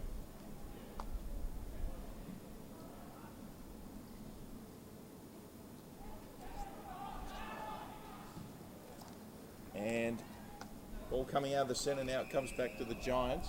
Yeah, just starting to rain here, Drew. Just really light drizzle. Obviously been a pretty wet weekend in Sydney. See if this changes up any of the game plan, because both teams have been happy to use their feet. So when it just starts raining in a quarter, you can sometimes, if a team doesn't adapt quickly, they can give away goals quickly if they don't adapt swiftly to the conditions. Might be a 50 here. Yeah, some light drizzle here. So of course, a lot of drizzle. The AFL game here at Spotless Stadium in round one, where the senior sides met, Giants and Swans. The Giants victorious, of course, in that historic match, and a bit of drizzle here, as Patrick points out. So, can you see a wet encounter favouring either side in particular, Patrick? Oh, look, wet football and the Swans, it just seems to go hand in hand, whether at any level of football. I think that's what was so amazing about GWS's win in round one and the seniors, in that usually you think wet weather, big bodies, those guys like Kennedy, O'Keefe, and etc. will get the job done. So no, they like it. They obviously like it tough and tight, GWS. So we'll see what happens here. I think it'll be I think it'll favour the Swans, but not 100% sure. So Bunteen with the ball now after a switch from Sumner, with the Giants coming out of their own goal, and it comes in the hands of Tim Golds, who kicks forward looking for Tom Boyd. Tim Golds, Boyd couldn't take the mark, but a great second effort as he got the ball away to his teammate in Sumner, who's followed up. But they just couldn't capitalise there, the Giants. And Alir and the Swans successful in just relieving the pressure there on that occasion. And they've managed to gain some ground as we've got the ball just around on centre half forward, approaching the Giants' goal for a boundary throw in. Probably only a couple of minutes left in the half here, and it's been a great quarter for the Swans so far. They've managed to take the lead. They lead by a goal at the moment as the Swans. They win the kick in and they kick forward. I think it might be Patrick Mitchell. It is the former basketballer. Just couldn't get his hands on it, but the umpire said free kick. Free kick to the Giants, it looks like. Just from that, was it a high tackle there, Patrick? Yeah, I think he's caught him high with a shepherd there, Drury. Off ball again, Mitchell, really good body work, backed in hard. We thought he was in the wrong position. He's obviously a big, strong lad, because he definitely didn't get out muscled there. So he's had a good quarter. It's fantastic to see. So the switch again, it's working for the Giants. Coming out of defence, Jake Barrett with the mark. He goes inside, but it wasn't taken by Stewart, and the Swans have an opportunity. Nice little kick forward. Will that count? It was Shane Biggs who got the turnover. He kicked it forward. I think the siren just went before the mark, 40 metres out, directly in front. Spot on, Drew. And that's what they've ruled. Poor Dean Towers. He's had a shocking first half for his standard. He's had a really good pre-season. First emergency today. About to take a mark, 40 out, and the siren goes a split second before he kicks it. So unlucky there, but great half of football, Drew. Well, we'll be back shortly for the second half. An intriguing couple of quarters, a seesawing battle. The Giants leading by 8 at quarter time. That's now the Swans by a straight goal. Sydney leading 6-3-39 to the Giants, 4-9-33. Don't go anywhere. We'll be back with the second half. Welcome back to the second half here. Third quarter about to commence. It's the local derby here at Spotless Stadium. The UWS Giants at home to the Sydney Swans. Swans by a straight kick, 6 points as we start the third quarter. It's been an enthralling battle thus far, and once again, to take us through the second half, we're joined in commentary by Patrick Carter. Thanks, Drew. Yeah, look, it's going to be a great second half. Giants 13 scoring shots to Sydney Swans 9, but Swans with a 6-point lead, so should be a really good second half. As we see the ball coming away from centre half back for the Swans, it started with Alir, but the Giants have managed to come away with it now. Nice handball inside by Jacques. They're under pressure here, the Giants. Good application of pressure by the Swans, but it's going to come back through Jacques once again as he puts the switch on and comes across to McCarthy, one of those number 1 first round draft picks we mentioned. Then the kick from Bunteen. And a nice mark by Wilson, I think it is, on that other side. Wilson's short kick mark wasn't taken. And it comes back to the Giants as they press forward. It actually wasn't Wilson. It was actually Tom Downey. But the Giants still with an opportunity. Jed Lamb's got the ball. Open goal. Kenny slotted through. He's actually kicked it straight to his teammate. It might have been a pass. And a fantastic mark there by, I think it might be James Stewart with an easy shot on goal, Patrick. Sure, you've been very kind to Jed there. That was definitely a shot on goal, and he's just lucky that James Stewart's got very good hands. So James Stewart, he shouldn't make a mistake with this. I don't think he has, although, boy oh boy, I'm not sure if that came off as intended. But no, great goal to the Giants, and we're all locked up here at Spotless Stadium. All locked up there, Drury. They definitely did their best to miss it on 2 occasions. Jed strolling in from 20 out. He must have caught the instep because he's blasted it straight across goal, and fortuitously Stewart was there, and he actually had really good hands because that was a really, really tough catch. Took it in the mitts, and then from about 4 metres out, made the goal umpire work to his left, but he slotted it through, and we're all tied up, as you said. Do we give a goal assist to Jed Lamb there, Patrick? It goes down in the stats, in the champion data stats, which you can get on our website on NEAFL.com.au on a Tuesday afternoon. So I think Jed will definitely mark it down as a goal assist. It actually won't even be a clanger for him, which it would have appeared as. So, it's a nice bit of double stat there for him. Website again at NEAFL.com.au for all your NEAFL information. Thanks to tradies as the ball is back underway through the bounce with the umpire. Swans get early possession here as it comes away.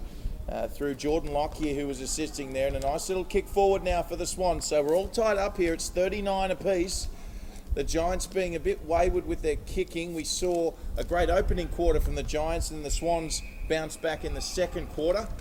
And the Giants with a great start here, which is actually quite consistent with the wind. Although we said the wind was going across the ground, it does seem to be slightly favouring this scoreboard end. Yeah, spot on there, Drury. Definitely favouring the scoreboard end, but he's going across the ground, and we sort of bit in that first half where if sides could get out on the wing, I guess away from the benches, we'll call it the commentary wing on our side. They do manage to score from that position as the Giants come out to that side now. Yes, it started with the mark from Bunteen, but it's come out now onto the swing with Rory Lobb with a nice centering kick to Jed Lamb, the former Swan, the former captain of the Swans premiership campaign last year in 2013. So Jed Lamb now, he settles the ship, he goes inside. Oh, nice mark, just picked it up there was James Stewart, the goal scorer. So 39 apiece. Of course, the Giants yet to register a win after their only game this season. They'd love to get a victory here today against their crosstown rivals, the Swans, as we see a fantastic tackle there. Fantastic tackle by the Swans in number 50. Number 50, Doug Haddon. A tremendous tackle there, Patrick. Very fantastic tackle. Wilson, very, very clever player. Thought he'd stepped him, and not much of Dougie Haddon, but he can tackle. New South Wales boy, top up player in the Swans Academy, did very well. So at the back now, Bunteen. He seemed to have been everywhere today for the Giants, Bunteen, hasn't he? He goes short now to Wiley, another player who's had plenty of possessions, and now Jed Lamb with another mark for him. Of course, he was part of that dubious goal assist earlier. Lovely kick over the top, timed it perfectly. He's found Tomlinson, who kicks it forward. Tomlinson, it's a brilliant kick, and it was marked there by McCarthy, one of those first round draft picks, and that's why he was picked up in the first round, because he's just hit beautifully there with a nice kick forward. I think it might be Liam Sumner. We'll try and get a number. Yes, it is. So Liam Sumner now with a shot on goal. Not an easy kick though on the outer side with an angle, but do you think Liam Sumner's capable here, Patrick? Yeah, definitely. Very, very clever small forward. Can kick this. Now there you go. Patrick has assured us that Liam Sumner will kick this as he moves in. There you go, the commentator's curse. I've started already. I've got to stop telling you guys are going to kick goals. I've watched football for a long time, and I don't think a commentator's ever called one correctly in my 33 years of watching football, so I'm 0 from 1 as well. Of course, Patrick Carter, former Sorrento Shark and former member of the Swans coaching setup. So the Giants now, they've managed to grab the footy around halfway. A pressure mark, just couldn't grab it there on that occasion was Jack. He went inside, but the ball's just gone out of bounds. He was looking for Finlayson. Yeah, good pressure from Dean Towers there, Drury. 2-on-1 situation. Was aided by a bad kick to Jack, but then really up on him quickly and got it out of bounds. So Naismith again in the ruck up against Tom Downey, and the ball going forward towards the Giants' goal. So it's been a nice little start to the quarter for the Giants thus far. They're winning a few clearances as well, getting the ball forward as they try to push forward again. Now the kick forward from Wiley. Now, he got a terrible bounce, did Alir, but what can he do with it? Nice little hand pass, stayed composed. He found Lloyd. Lloyd went inside. He found his teammate as well, and the Swans with a nice switch as well. Now, he's got a player open there in Harrison Marsh. Just couldn't take the mark there, Marsh, but they're going to come away with it, the Swans, again. And they've got a player all on his own out here on this outer side. He's been busy, is Haddon, and the ball, nice body work there. Thought he was going to get away with that. McCaffrey just couldn't get it. There's Giants there to pick up the ball. Membray's lurking as well. The boundary line will be their friend at this stage, the Giants. They elect not to use it, kick it forward, but there's all Swans there. Inside hand pass. Nice little 1-2 over the top. Wasn't the cleanest of execution, but they're going to kick it forward, looking for, well, it was initially looking for Nankervis, but the kick just offline there in the end by the Swans. Yeah, Timmy Membry had the handball over the top. I think it's young McCaffrey there, 52, was just running into the open goal, and we'll give Timmy the benefit there. Don't think he saw him. Tried to snap it over his shoulder and missed it. Definitely a missed goal scoring opportunity there for the Swans. As he goes the big barrel. He attempted torpedo there, and we're all locked up at 40 apiece here with that behind. And it's Brandon Jack who fortuitously has the ball, kicks it forward, just touched. Membray was there for the crumbs, couldn't get it, and just touched by the Giants, but a valuable point. The Swans back in the lead. Yeah, I'm tipping we're not going to see the barrel attempt again here, Drury. That one came right off the splice, and Brandon was onto it quickly and had a shot on goal. So the kick out now finds Wiley. Inside to McCarthy. Play here. Nice kick forward now. He finds his teammate in Jake Barrett, who wastes no time kicking forward. He was actually looking for Rory Lobb, but there was just a little bit too much on the kick. So the Swans with the footy coming out. It seems to have raised the tempo this game, Patrick. Yeah, definitely. Jake Barrett there. He's got 2-on-1 and he's managed to pick out Matty Dick. Yeah, he'd be pretty disappointed when he watches that one again, I think. Real opportunity to score, and now the Swans go forward. So we're seeing both sides just seem to go coast to coast at the moment with ease as we see Dean Towers with the mark and kick, and he's just unable to take the grab there. Was number 53 for the Swans in Hiscox. But once again, in good positioning, the Swans 50 metres out here. It was raining just before half time. That stopped, which is good news. Slight breeze, as we said, just going across the ground. Slight advantage to the team running towards the scoreboard, which would be the Giants in this quarter. Sorry, the Swans, I should say. Drury, just getting a good look at Big Paddy Mitchell here. He is a big 45 there in the ruck. He's a big boy. Big shoulders, chest laid. A really good tackle on there. He's doesn't look like someone who's played 3 games of AFL in his life. He definitely moves well, and he's he's up against Downey there. He's a big lad himself. He's definitely a bit bigger than him. So going up in the ruck there was Mitchell. And handball over the top now for the Giants. Came through Barrett. There's plenty of Swans there, including Alir and Brendan Jack. Takes them on, though, was O'Rourke. And he's been called for ball. Good decision by the umpires. Good to see them not calling those high tackles. Did well Alir there. Fantastic tackle. See, he's bought into the Swans brand pretty quickly. Certainly has Alir. Just pops it up nicely. We'll have to think of a nickname for him, Patrick, as the Giants come away. Just finds the boundary line there. Is Bunteen that man again?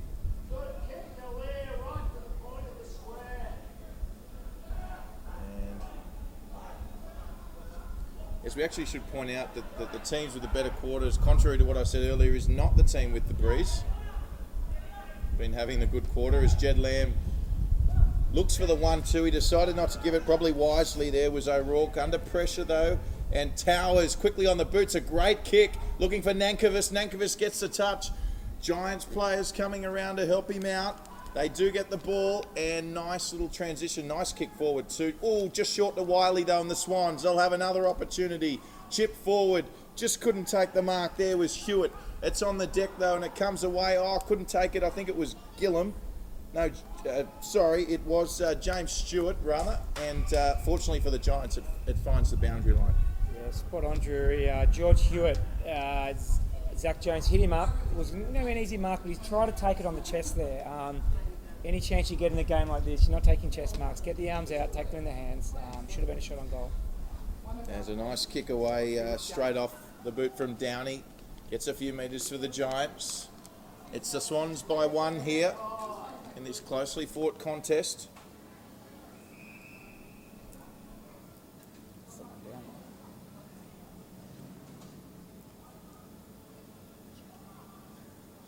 So Jed Lamb there, looks like going off with a bit of a knock there, Patrick. Yeah, got one just around the ball. Look, it's a fierce contest, really. They're really cracking in after half time. Obviously, both coaches gave them good rev up at half time because they're both coming out and playing hard. So Nankervis the target there, but just a little bit too much on the kick, and the Giants there to clean up. The Giants, they haven't exactly been clinical in bringing the ball out from their own defence here in this third quarter. Let's see what they can come up with here. Looking much more promising on this occasion though. Great kick to Wilson. He could go all the way from here, Patrick. Wilson takes to the 50, has a couple of bounces. Nathan Wilson lines up, it looks good. He likes it, he points to the stands. And Nathan Wilson has kicked the 6th goal this afternoon for the Giants to put them back in front. Barnesy, 12th minute mark of the third quarter. Let's chalk that one down. Wilson's picked it up at about centre wing. Just taken off. He's a really, really good mover, Nathan Wilson. Been on the list now, I think it'll be 3rd or 4th year. He just ran to 50. Really tough to do. Quite often you see them get to 50 at full pace and blaze away and miss, but he settled, probably took 2 steps, settled, and really what was a great hit. He had to kick it because his forward up there had made some good space and could have been hit up, but he trusted himself and kicked a great goal. If he had managed that one in the first because it didn't get touched, he would have been just chalking up the contenders for goal of the year here, but as it stands, that one goes down. Well, I was going to say, is that our new goal of the year as the ball's punched away from Downey? Definitely our clubhouse leader at the moment. That was a fantastic goal. Good So team there goal. we go. Well. Nice kick off the boot from Naismith. That one's gone almost as high as the sky deck here at Spotless Stadium, as once again it's Bunteen with that ponytail, getting the hands away, saving the day for the Giants, but Naismith back into the action for the Swans. He gets manhandled there by his opposing number, Downey. And it looks like the umpire, no, he's called ball here, the umpire.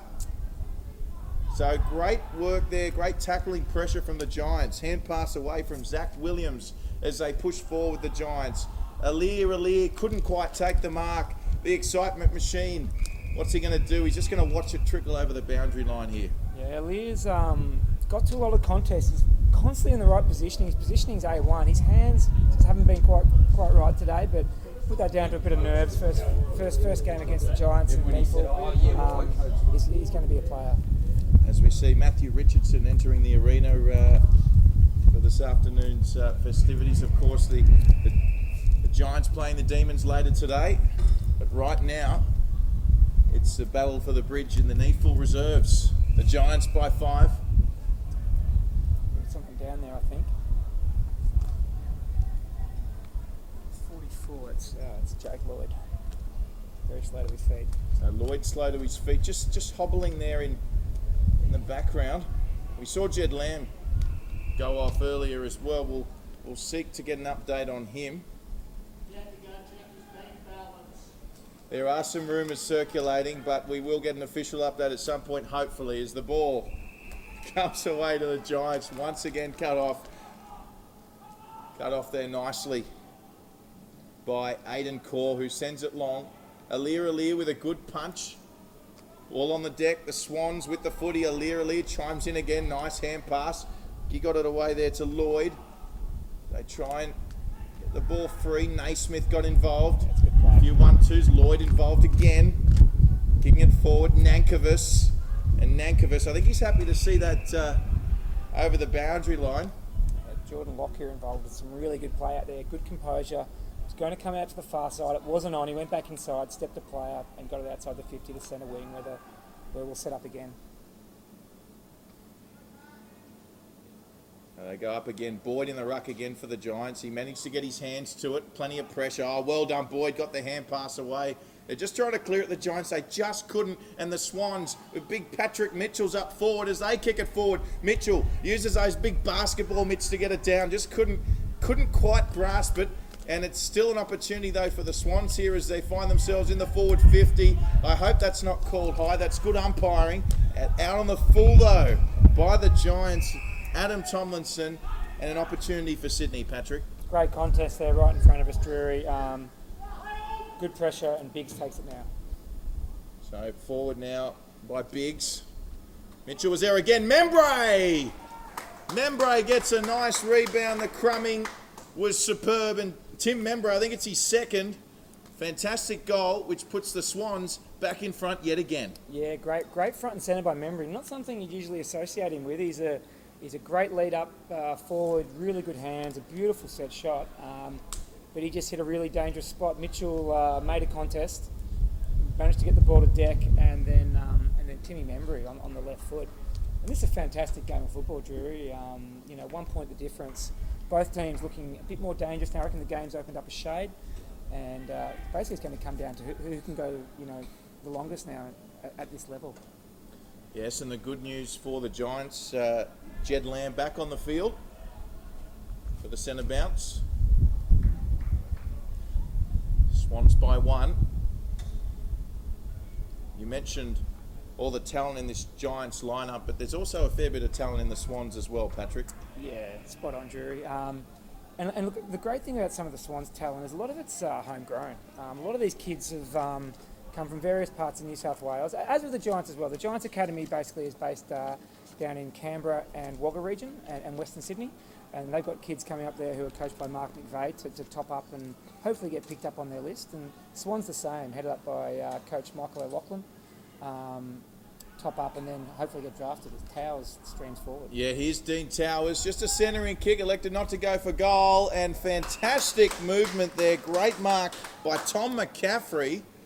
I'm not sure what the Giants defender was doing there, but McCaffrey read that a lot better, and what you'd call a relatively easy shot on goal to extend the Swans' lead. Yeah, one of these top up players in the academy. McCaffrey makes no mistake, puts it through. Tom McCaffrey, nice goal. Dean Towers, fantastic work. Yeah, you mentioned all these Swans players coming through in the local base. 9 New South Wales players playing today, Patrick. We speak of Brendan Jack, Naismith, Robinson, Peris, Haddon, Ray, McCaffrey, the goal kicker, Hiscox and Weir. So good to see the Swans really nurturing some local talent as well. Yeah, it is, and it's a tribute to the structure now where the Swans and Giants have regional-based talent programs. The kids are expertly trained from a young age. They come up through the academy, and then if they're good enough, they will get onto a list, as a few of them are. Your Zach Williamses and Mark Wiley's that come up from the Wagga region and Riverina to get on the list for Giants, and the Swans guys from all around the state as well. Some good footballers amongst them. Of course, Patrick Carter, the NEAFL Operations Manager.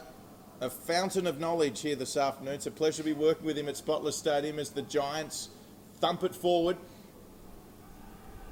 Swans under pressure here. What can they do?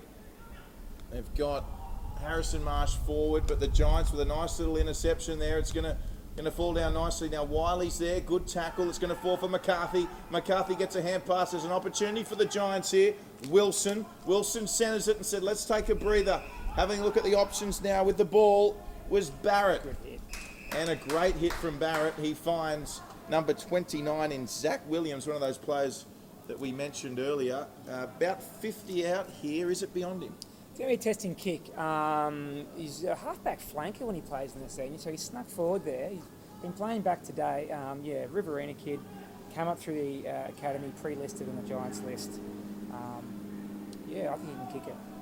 So Patrick reckons Zach Williams will put this through. It looks okay off the boot, I must say. Oh. And it's just hit the post there. So unlucky Zach Williams. Yeah, stiff there. It's a good kick. However, perhaps a valuable behind as the margin only a goal as Alir comes away with it. About a 20-metre handball. Not the bounce he was looking for. Giants with the ball as they send it back inside the 50. And the big man there, did he take the mark? Gee, was close, wasn't he? I think it might have been Downey. But the Giants now really applying some pressure. Great tackle, was it ball?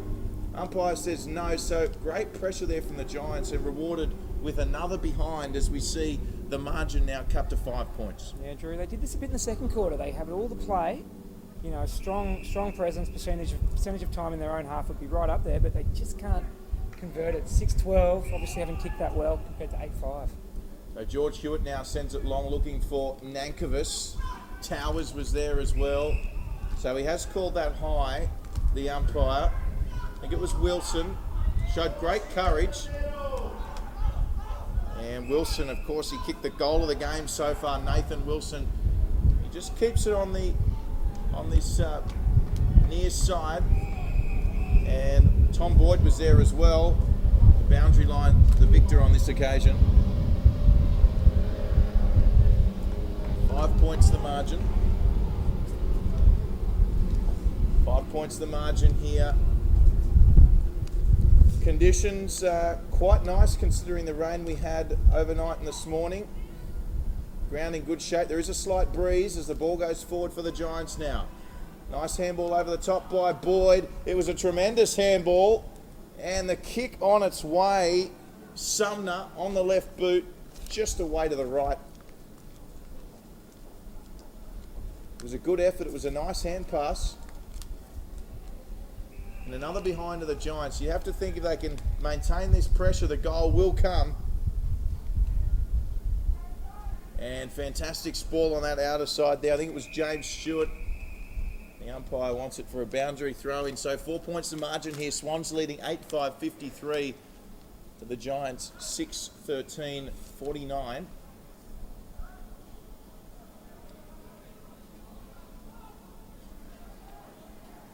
Beyond halfway now in this third quarter.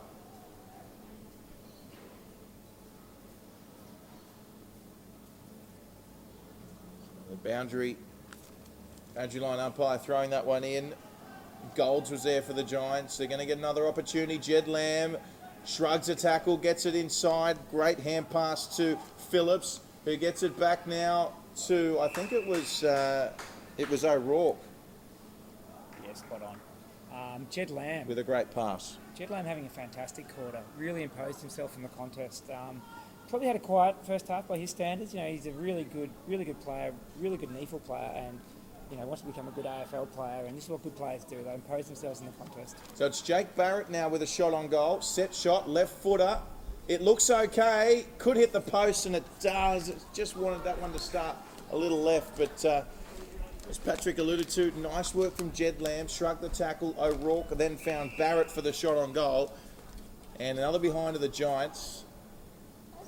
Once again, though, if they can keep this pressure up, the goal will come. So McCarthy should take it over the boundary line. He does. Bit of territory for the Swans, but the Giants still pressing. We've only really got a couple of players in the Swans half looking at the ground at the moment. Yeah, been impressive, Cam McCarthy. I've been really impressed by him. It's the first time I've seen him. Drafted as a tall forward, playing half-back on Membry. Got a fair bit of it. So the ball comes away now to Barrett, who's starting to get more involved. Nice kick forward. Alir cuts it off, though. Barrett with a second effort. He was ready for the tackle, but they got the ball away. Membray was calling for it. He went for Nankervis instead. Now Nankervis has followed up with a nice tackle on Jack's. It's still a hot footy at the moment. The Giants are there. Bunteen was taken a little high, was he? Yes, he was. Very, very courageous player, Drury, Matt Bunting. As I said, punctured his lung back into a pack in the NAB Challenge last year. So this is his first full year for a while. He's got options here, Bunting, too. I tell you what, he probably just took a little bit too much time there because the player was on offer, but the time allowed Alir to get across. Alir looks for Nankervis. He's going to call high there. Unlucky. Good effort there by Lloyd Perris. But the free kick going to Gold. Now Gold sends it forward. Bit of a mismatch there on height. Well taken there by Downey. Downey goes inside to Jed Lamb. Now he kicks across. It's a lovely kick and a even better mark out on the far side there for the Giants. Another opportunity to shoot a goal, and he just wants to settle down and have a shot. It's number 29, Zach Williams. Yeah, Zach Williams obviously going forward. This is his second shot on goal. Two fantastic kicks there. Coming out of their own half, they hit up the big fella, handball to Lamb, and a quality kick to the fat side. And Zach Williams obviously giving a bit of a spark up forward. So Zach Williams to put the Giants back in the lead. He's right on 50. It's a tough kick. He got hold of it well, and it's just going to go across the left. Has it gone? No, it's play on here, and now taken over for another behind, which reduces the margin to 2. They're getting there the long way. They certainly are. The Swans this time getting it away cleanly with a nice mark on the outer side. The ball's going to trickle here for Ray. And Towers is there as well for the Swans. Good pressure there. Zach Jones. And the Giants, they're trying to get this away. Socket off the ground. It was actually effective. Now, they've got a man in the centre. They can get it to him in Finlayson, but they just couldn't do that. And the Swans are going to get an opportunity. McCarthy's there as well. He goes inside to a fellow Giants player. And eventually some nice work there by O'Rourke. So, cut off though by the Swans. Here's an opportunity. Daniel Robinson, great kick. And he's found Nankervis. Big Toby Nankervis, 201 centimetres, Tasmanian lad. Started at the National Carnivals. Big left boot. Would have to be a good chance of kicking this one with a bit of a tailwind. So there you go. Patrick Carter has said Nankervis will kick this. Now the umpire's got something to say here. No, fair enough. So Nankervis loads up from 50. Will it have the distance? It doesn't look too bad. I think that might be a goal, Patrick. I'll check. Nankervis with a fantastic goal, 50 metres out. The ball was untouched there, remarkably, and he kicks the Swans' 9th goal this afternoon. Big Nankervis, the Tasmanian product. It's the Swans by 8. Yeah, GWS won't be happy with that. I was a bit lucky there with my prediction. It fell short. They should have got a touch on it. Good work by Naismith to sort of create a bit of a confusion, I guess, in the goal square, and they've gone to put the fist on it and clean missed it and snuck it through for a goal. So really a massive goal for the Swans against the absolute run of play, which they've done every quarter so far. You feel like if UWS Giants can just get it right, they'll probably run away with this, but they keep on shooting themselves in the foot by not getting them through the middle. Yes, you'd have to think those real opportunities when they really had the run of play, and now the Swans, they'll take a lot of confidence from that goal. Nice work inside from Towers. Just regains his footing and just gets a kick away. It was good pressure on him, Towers.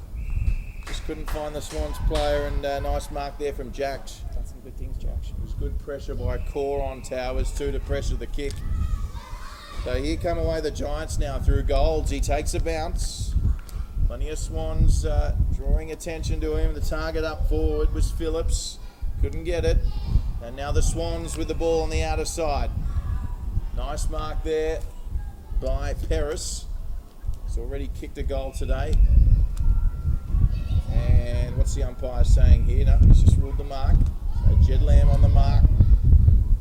As the Swans kick forward now, looking for Nankervis, but there was all Giants here. There is a switch on here, and they will do it now. It's going to go to ground, so he's going to have to get this away. Evades the tackle, nice work. And the kick, he couldn't take the mark there, Finlayson, but fortunately got it over the top. Was he taken without the ball there? Hirers, they're going to say play on. Done well, Finlayson. Finlayson has done well. He goes in for a second effort, but the Swans, they've also done well. They've got the turnover. It goes now to Jordan Lockyer. He can set someone up here, and a nice pass forward there to his teammate in Hiscox. And Hiscox will be right on 50 on the angle. Now there's no one forward. Towers is coming in, but no one's forward. You'd think that they're probably expecting him to take the shot here, Patrick, as Hiscox moves in. Now they move forward. Nankervis is there. Hiscox, it looks all right here, Patrick. I tell you what, it's a beautiful kick by Hiscox. And back-to-back goals for the Sydney Swans. Never in doubt. He's got a flair for the amazing Jack Hiscox. Put him 25 out in front. It's a bit of a risk, but put him on the boundary 50 out, or make him do a blind turn against turn someone inside out. He can do that. So fantastic goal from Hiscox. What we saw there was Jordan Lockyer with a bit of composure. I think a few of the kids in a high-pressure game, they get a bit excited. They bomb it long. He held on to it, hit up Jack Hiscox with a nice hit, gave him a good clear shot on goal, and Hiscox did fantastically well. As we see Towers going back here, they might be dropping one back here just to try and tie it up to the end of the quarter. Yeah, perhaps why there was nobody in the goal square. They were aware of Hiscox's goal-kicking ability. And as you said, looks like an extra man back in defence for the Swans at the moment as we approach the end of three-quarter time. You'd have to think only a minute or so remaining, if that. as the Giants get a kick on it through Zach Williams. What can the Giants conjure up here before three-quarter time? We're about to find out. James Stewart pumps it long. They couldn't take the mark, the Swans. Will it be costly? There's Giants around there, so is Alir. And coming away with it now was Phillips. Just got rid of it. Now the umpire might say ball. No, he's saying high. Is he? I think it might be a Giants kick here and an opportunity for Andrew Phillips as we see a little bit of argy-bargy, Patrick. Yeah, a bit of push and shove in the pocket there. Just hopefully the boys are behaving themselves. We don't want to hand out anything on a Monday or Tuesday. So, no, look, what happened there, Towers actually got himself in the perfect spot to take the mark, but they had the 3-on-2, but they managed to get the pressure on. Loose ball, high tackle, Phillips line up for goal. Perhaps a fortuitous call, but the Giants will take it. Now, tough angle, but Phillips looks like he's going to take the shot, and why wouldn't you? Down by 14, the Giants, it would be a much-needed goal. He's balked by the siren, and the siren just going off as he was about to kick it. I'm not sure if that affected him, but he hit the post, unfortunately for Andrew Phillips, for a minor score. 3 posters that quarter. I think they could probably consider themselves a little unlucky, the Giants. Again, they've had the balance of play. What are we looking at? 22 scoring shots to 15, and they trail by 13. So, sets up for a fantastic last quarter. Really looking forward to it. So there you go, the Swans bucking the trend. We saw a solid first quarter from the Giants. The Swans have won the last 2. They lead by 13 points, 10-5-65 to the Giants, 6-16-52. Stay with us for an exciting final quarter. Welcome back for the final quarter here at Spotless Stadium. It's gearing up for an absolute ripper. The reigning premiers, the Swans, after conceding an early lead, have said, hang on a second, we're the reigning premiers, we're the ones in this city, then we're not going to go away. So the Swans now holding a 13-point lead, and Patrick, looks like we're set for an absolute belter. Yeah, as they say in the classes, we've got the close one here, so this will be a belter.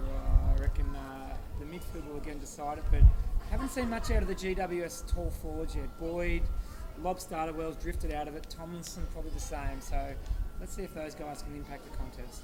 First goal here, really, really important for both sides. Goes without saying, as we've got the boundary line involved early in this final quarter here at Spotless Stadium. Wind's starting to pick up slightly as well. Still swirling around across ground. It's going to probably slightly favour the Giants here in this last quarter. We saw the Giants and the Demons warming up there during the third quarter break for the AFL game later. So it's the Swans now through Membray. He kicks it forward. It's an open goal square. It's just probably not going to stay in. It doesn't.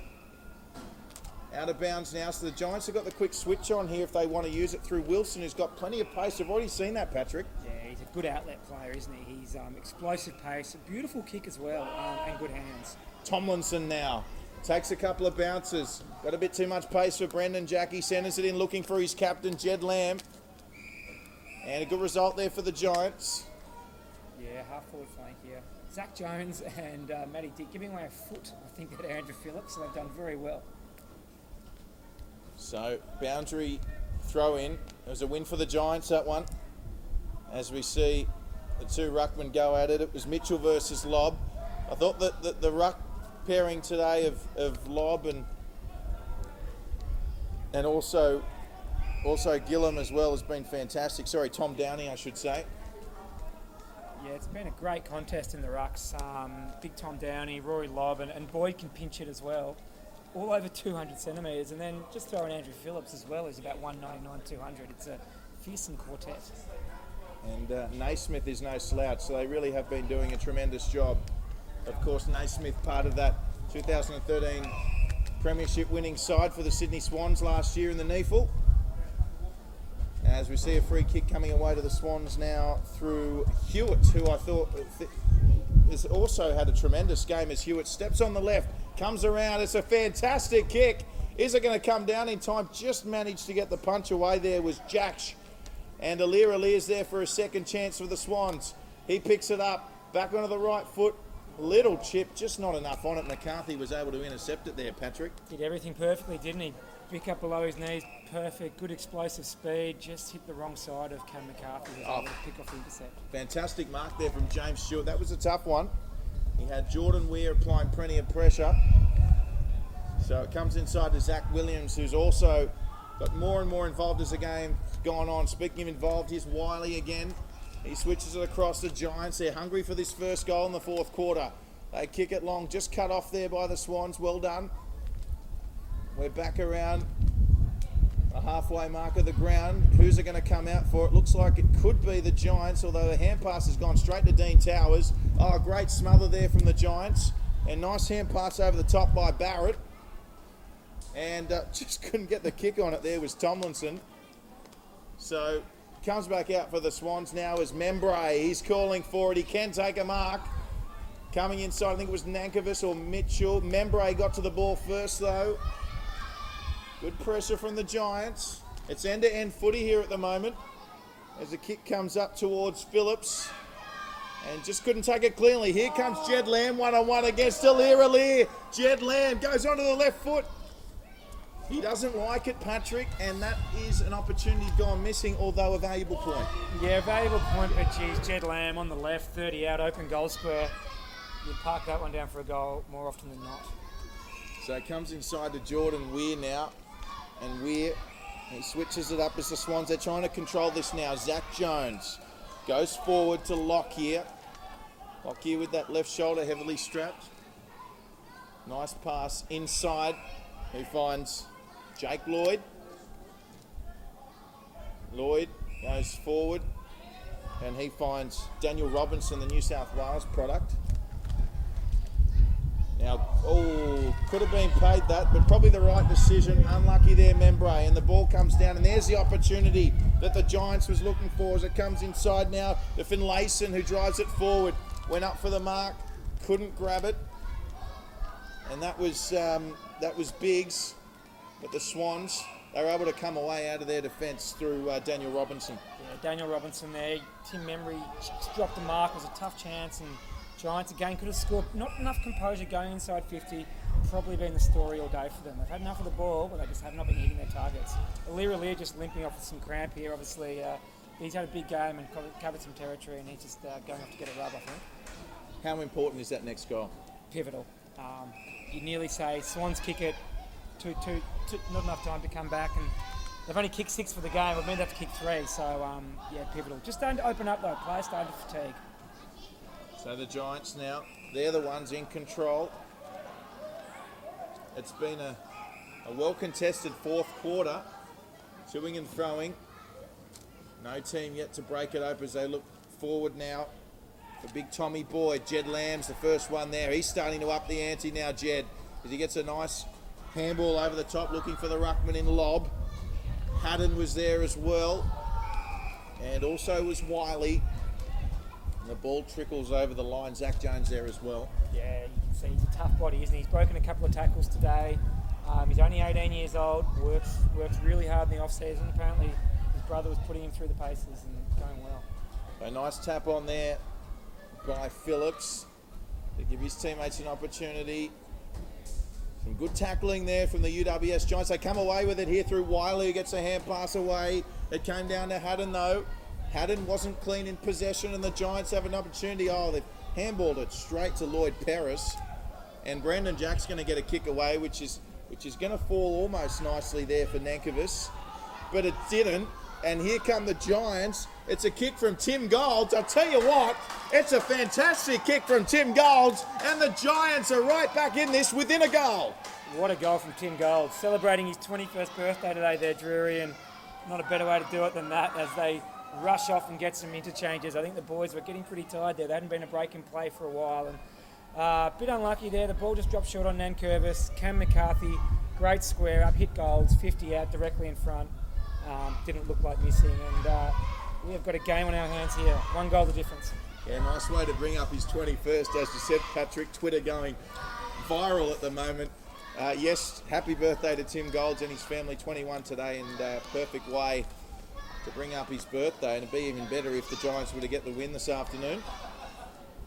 So, 1 straight goal in it. It's 10-5, 65, the Swans leading the Giants 7-17. 59. It's Naismith in the ruck for the Swans as they go up And Naismith and Downey, another hotly contested ruck duel. Finlayson was there for the Giants. Oh, great second efforts there from Lockyer. Lockyer quickly onto the boot. It's not going to fall in time. And great stuff there from Tomlinson to get it back to Finlayson for the Giants. The switch is on. Nice hand pass inside. Eventually works its way over to Stewart. Now Stewart can pop it straight over the top there to Downey. He elects to go a little longer. It's Mitchell, the basketballer, former basketballer, up against Lobb. Swans come away with it.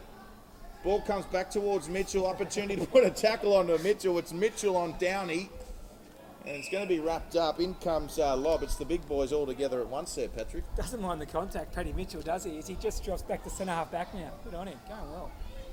Of course, one of Mitchell's biggest fans here in Patrick Carter, NEAFL Operations Manager. Here come the Swans through Jake Lloyd. Has he got the pace? Yes, he does. Get away from Finlayson. Lloyd lines up. He goes for goal. Looks okay. Just short, but a fantastic mark by Dean Towers. Fantastic grab there by Dean Towers. Back with the flight. They're just conversing now to make sure it didn't cross the line. I've paid it. So let's see if he can work this one out, Drury. Well, he's probably only a metre out, but it is a tight angle. Do you expect him to play on and maybe improve the angle? Yeah, I reckon one step and a snap is what I'd be going for here, and I'll probably be putting it out out of bounds on the other side. So Towers looks like he's done exactly in the middle of both options there. He's kicked it behind. Yeah, that's one of my specials. Just catch it a bit too much on the inside, and it doesn't go end over end. It goes like a flat punt. You don't actually squeeze it in for a point there, so he won't be happy. Missed opportunity. Andrew Barnes certainly enjoying that one as the Giants come away with it, kicking it forward. And it's been a great bounce for the Giants. So missed opportunity by the Swans up that end. The Giants could make them pay here. Nice little chip over the top, finds Zach Williams. He goes straight away with the hand pass. Forward again for Sumner. Just couldn't take the mark, but Sumner back on it, chips it back nicely. There is a Giant there in Finlayson who goes back on the left foot. Finlayson trying to bend it around, just couldn't. But we are back to that 1 goal margin if the Giants can lock it in here. The pressure is right back on the Sydney Swans. Yeah, and they're getting tired. Both teams look really, really tired. I reckon this game, there's a couple more goals in this, and 10-minute mark of the last quarter. It's going to be a really interesting end to this game. Well, there he is, Patrick Carter, looking into his crystal ball again. The former Sorrento Shark, former Sydney Swans coaching staff member and now NEAFL Operations Manager.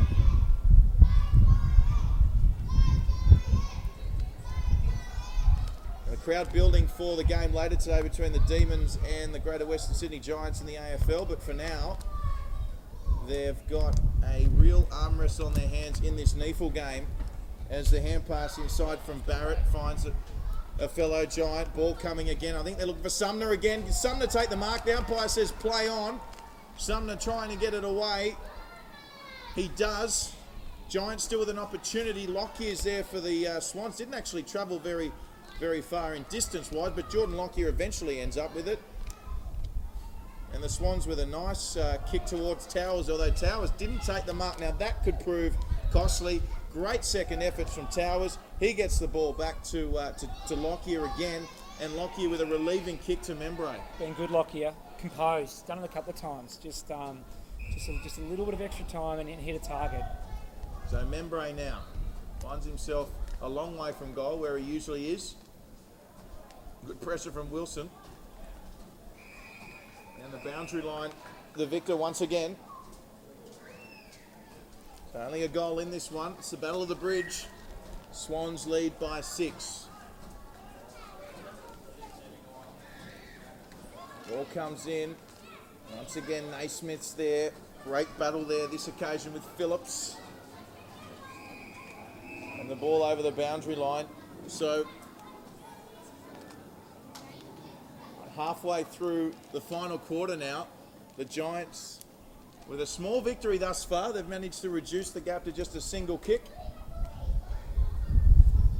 And the ball comes away now through Lockyer as they push forward for the Swans. Not what the Giants want. A nice little attempted tap back by Nankervis, but it goes straight to a UWS Giant.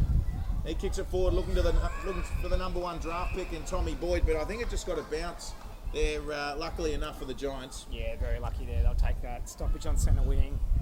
13-minute mark of the last quarter, 1 kick the difference. So, cat and mouse stuff here. Naismith doing a tremendous job for the Swans as they get another clearance. Bunteen again. Oh, fantastic work. Back on his non-preferred side and gets it forward. Here come the Giants. Nice little kick. I think it was looking for Jed Lamb. Didn't get him. And away now comes Harrison Marsh. Marsh goes forward. I think it was Robinson who kicked it into the forward 50. Brandon Jack is there. Gets it back inside. They went straight to Gold. Celebrate his 21st birthday. And there's a little birthday present. Is it for Golds? No, it's not. He's been called for ball. So opportunity for Sydney now. Oh, intercepted straight away there from Barrett. But it comes back now through Haddon, who sends it long. Oh, fantastic mark there. Fantastic mark. Under pressure, Tom McCaffrey. But it's a free kick against the Swans. And relief for the Giants. Massive relief there. I didn't see that one. Obviously must have been there. Must have been some early body work there by McCaffrey, which is outside of the rules. So big result there for the Giants. They give a goal up there. It's going to be hard to come back. So the Giants now. They're just not winning those clearances from a couple of those boundary throw-ins and found themselves under enormous pressure. Great work from Naismith for the Swans, but oh boy, they've turned it over here. I was going to say, now's their opportunity. Brandon Jackie's got some speed to burn. Nice kick forward. It's on target. So that needed to be made, but a great mark. It might have been James Stewart there at the back. Great mark there from the Giants. They really are under the pump now. Sends it long. Just couldn't handle the mark there. Was Tomlinson. Needed to take it, but that's okay. They got the kick away, although smothered there by Haddon. And they just can't get away from this, the Giants, at the moment. They need a goal. Jed Lamb says, all right, boys, I'm going to come in and help you. And he does exactly that. It's a relieving kick and a nice mark there to Jack. They've got Aliir forward on Downey. Thought Downey might have been the target there. Aliir is going to have to play really tight on him at the back as the Giants, they put on the switch, and Jed Lamb's out there.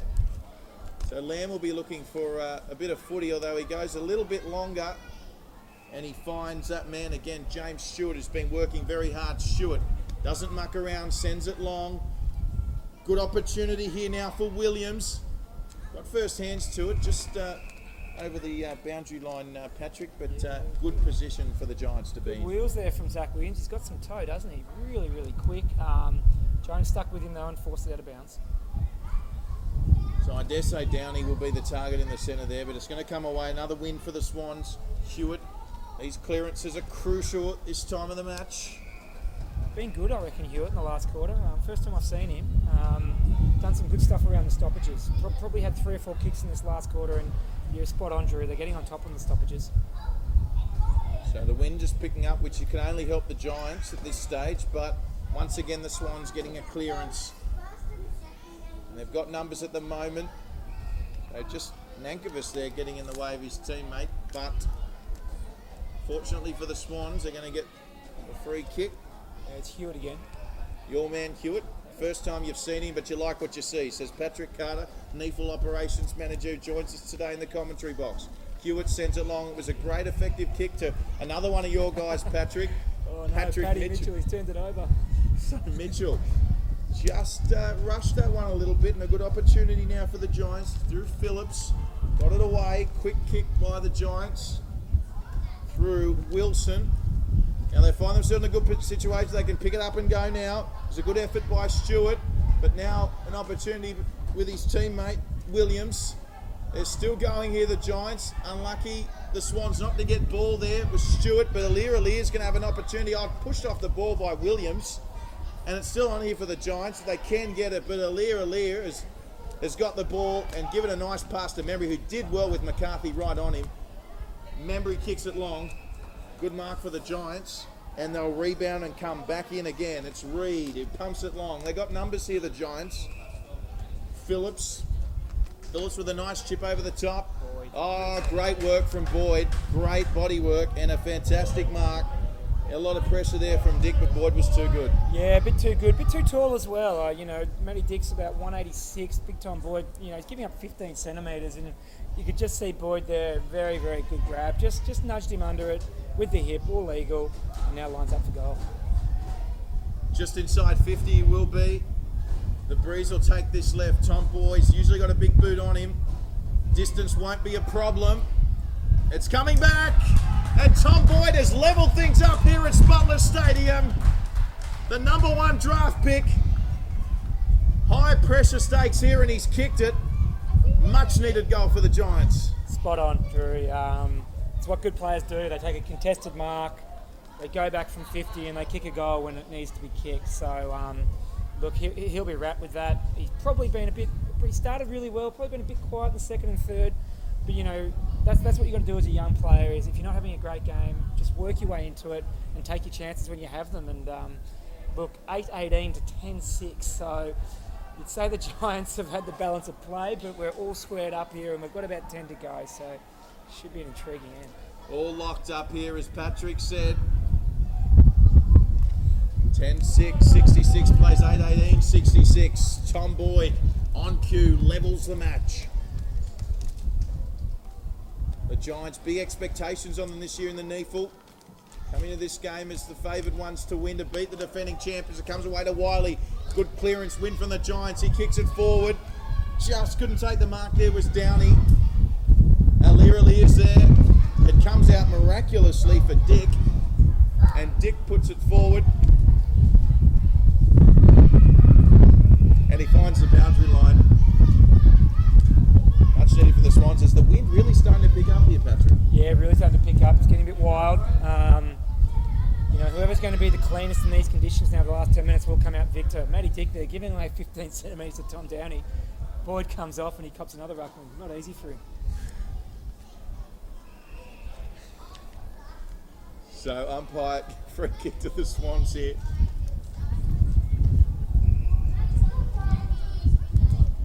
So nice big kick forward now. Once again, that man involved again, Matthew Dick. Look at him go. Swans pushing forward. That's a lovely kick. Was that a push? I tell you what, he certainly thought there was. It was a great kick forward. I think it was Dick with the kick forward. And maybe got away with one there, the Giants.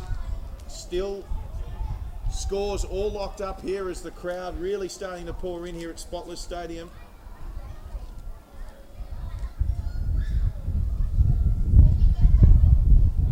Naismith there for the Swans. Oh, great around the corner. He likes it. I think he likes it a lot. It was George Hewitt. And what a fantastic goal. Puts the Swans back in front. Yeah, Drury, you're spot on there. He's had a really big last quarter, Hewitt. Done some great work at the boundary stoppages. I reckon that must be 3 or 4 clearances he's taken away. He's obviously linking up well with Big Naismith and Nankervis. And they just got it into a dangerous spot out the back of the stoppage. Hewitt, right foot snap over the shoulder. And what wasn't an easy shot on goal, and managed to nab it. So 21-minute mark now, the last quarter. That could be a really decisive goal. So the Swans back in front. What's been a very entertaining encounter here. 72 plays 66. It was the Giants who got out to an early lead today. The Swans reeling them in from the second quarter onwards, but the Giants in front of their home crowd coming back here in the last quarter. It's the Swans by a goal after a brilliant kick from Hewitt. Great pickup. What can they do here, the Giants? They've won the clearance. They've sent it long. They're in a position. Goldie was there. Sorry, Downey, I should say. And Alirali just rushing one through. So we're now with less than a goal, less than 10 minutes to go. It's the Swans by 5. So they kick it out and finds Marsh. Yeah, they're well set up here, GWS, so they'll have to go back across goal.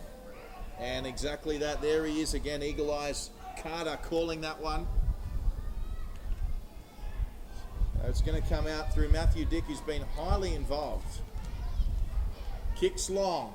Good body work there by Ray. The Swans, they're marching forward still with Ray.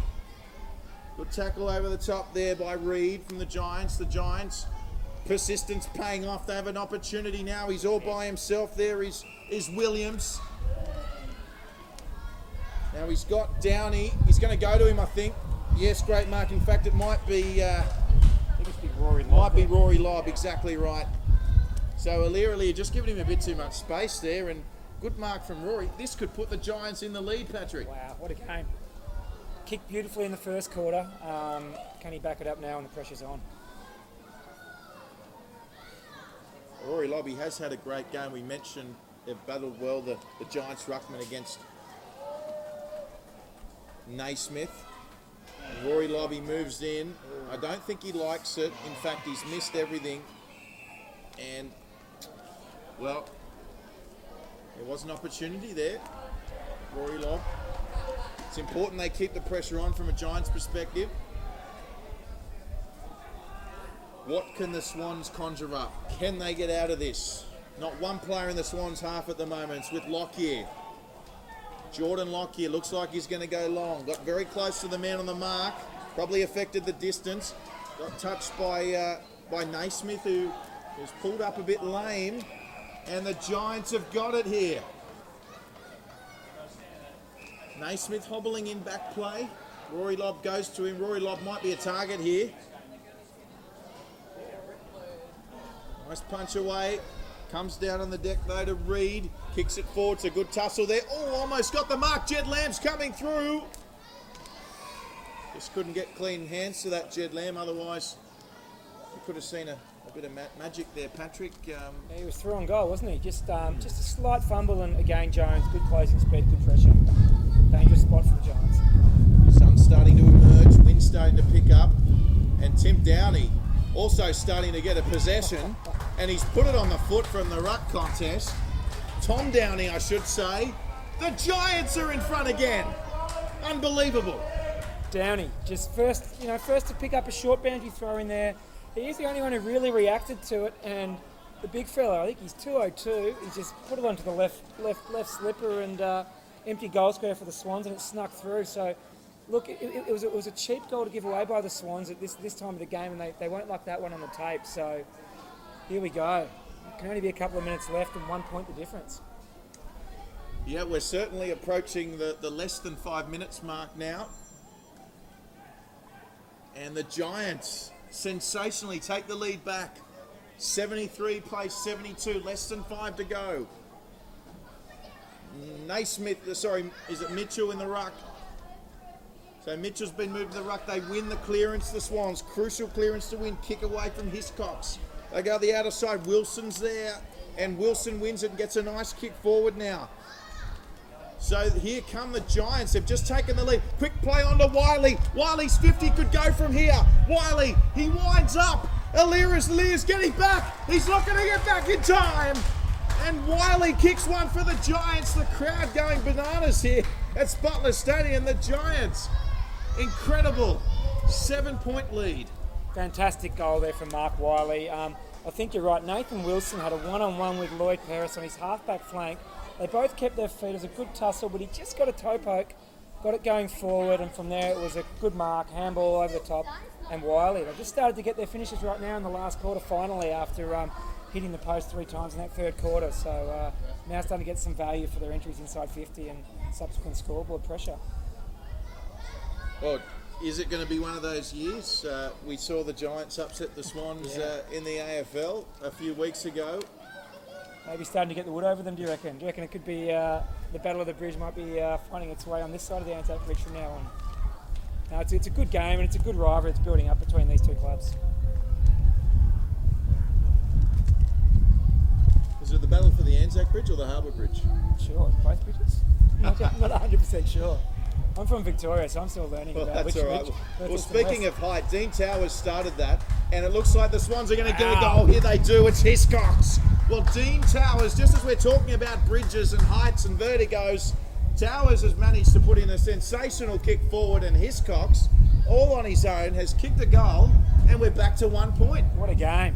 What a game here, and fans are streaming in for the big one, and they're seeing a fantastic finish to this NEAFL game. Jack Hiscox with his 30, he's had 4 scoring shots. For a small forward, that's fantastic output against a pretty star-studded NEAFL defence. So he'd be wrapped with his output, and yeah, you're right, Dean Towers just trying to work his way into the game, and an important clearance there. Should be a great finish. What have we got? A couple of minutes left. Oh boy, wow. Well, it's literally is end-to-end stuff here at Spotless Stadium. It's the Giants by 1 up against Big Brother Sydney Swans. Great tap forward by the Giants. Stewart's there for him.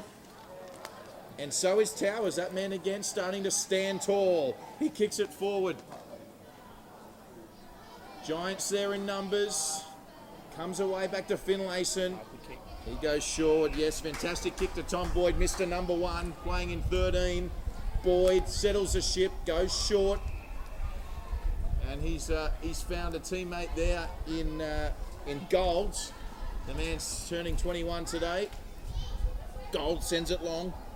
What a birthday present this would be for him. So at the back of the pack there, Aliir. It's going to bounce nicely for the Giants here. Just couldn't get his foot to it there. Great tackle coming across. The player was Barrett. Just got a great bounce off the pack going for the mark. And Barrett was the first one there. I thought maybe Aliir would have shown a bit more urgency as Mitchell finds himself in the ruck. I think it was Boyd who's down at the bottom. Boyd goes in for another attempt. Was in the back. No, it wasn't. Still alive here. Stewart got the hand pass away. Nice kick around the body. I think it's going to go wide. And a minor score. So the lead now out to 2, which could be quite valuable, Patrick, with only a couple of minutes to go. Could be an important point. Big clearances for the Swans. Biggs goes long. Yep, time's starting to be an issue now. Nankervis, he got first touch to it and put it down. This will be a crucial win. Interesting bounce, went to the Giants. Good tap forward there by Lob, who I think he pulled up short. Now Tom Boyd's rising. The Giants snap around the corner there by Sumner. Is it going to roll through? Off the ground. Not sure to credit that goal to Sumner, or in fact his teammate. But the Giants, as the hooter goes, an incredible comeback win. The UWS Giants have defeated the reigning premiers here at Spotless Stadium. Incredible result. What a fantastic end. I guess a fitting end to what was a great game. Liam Sumner, great snap, and we'll give the goal to him. He did the hard work. Not the guy poaching on the line, which is what I used to try and do. So, no, great game. You can see those two teams are going to be fighting it out when they're cracking the whips at the end of the season, and I reckon both coaches would be happy with the effort. Another great advertisement for the NEAFL, and look, you know, let's try and get to as many games as possible. Queanbeyan and Sydney Uni will be up next down at Dairy Farmers today, and we look forward to a fantastic year. Well called, Drew. Thanks, Patrick. Well, yeah, we'll credit that one to Sumner, although James Stewart certainly did everything he could to try and get his foot to the ball for that last goal. But what a result for the Giants. The final score here, 11-20-86 to the Swans, 12-6-78. Giants by 8. How important was this victory for the UWS Giants side, Patrick, particularly over Sydney, not only their rivals, but the premiers? Oh, there's no doubt there's a rivalry here, and I think when you see they're both young sides on paper. One side's obviously more established than the other, so when you start to win, you start to get those victories, the golf obviously mentally, it definitely does come a bit less. So, look, it's a great game, and as I said, it's just a great advertisement for top quality football in New South Wales, ACT, Queensland and Northern Territory via the NEAFL. And look, a lot of these guys are going to be playing senior footy shortly, so no, it's a great game. Coach Brett Ham would have been encouraged for his side to come back despite leading and losing the lead. He must be over the moon. Yeah, it shows a mental toughness, definitely. Especially when you don't take your chances, it can often play against you. And you saw the Swans probably outplayed in the second and third quarter, but somehow they were scoring more because they were taking their chances. So, look, just through sheer weight of pressure, they managed to keep the ball going inside 50, and some great finishes in that last quarter from Wiley, Boyd and Sumner there at the end. Well, both the Giants now and the Swans, 1 win and 1 loss. The Giants pick up their first win of their 2014 campaign. Victors by 8 points today, 86-78. A big thank you to Patrick Carter, who's joined us in commentary today. My name's Drew Forbes. Thank you very much for joining us today in what was a thriller in the end. A cross-town rivalry. The Giants victors today, and a good victory for them. Thank you very much for joining us, and hopefully we'll see you all next time.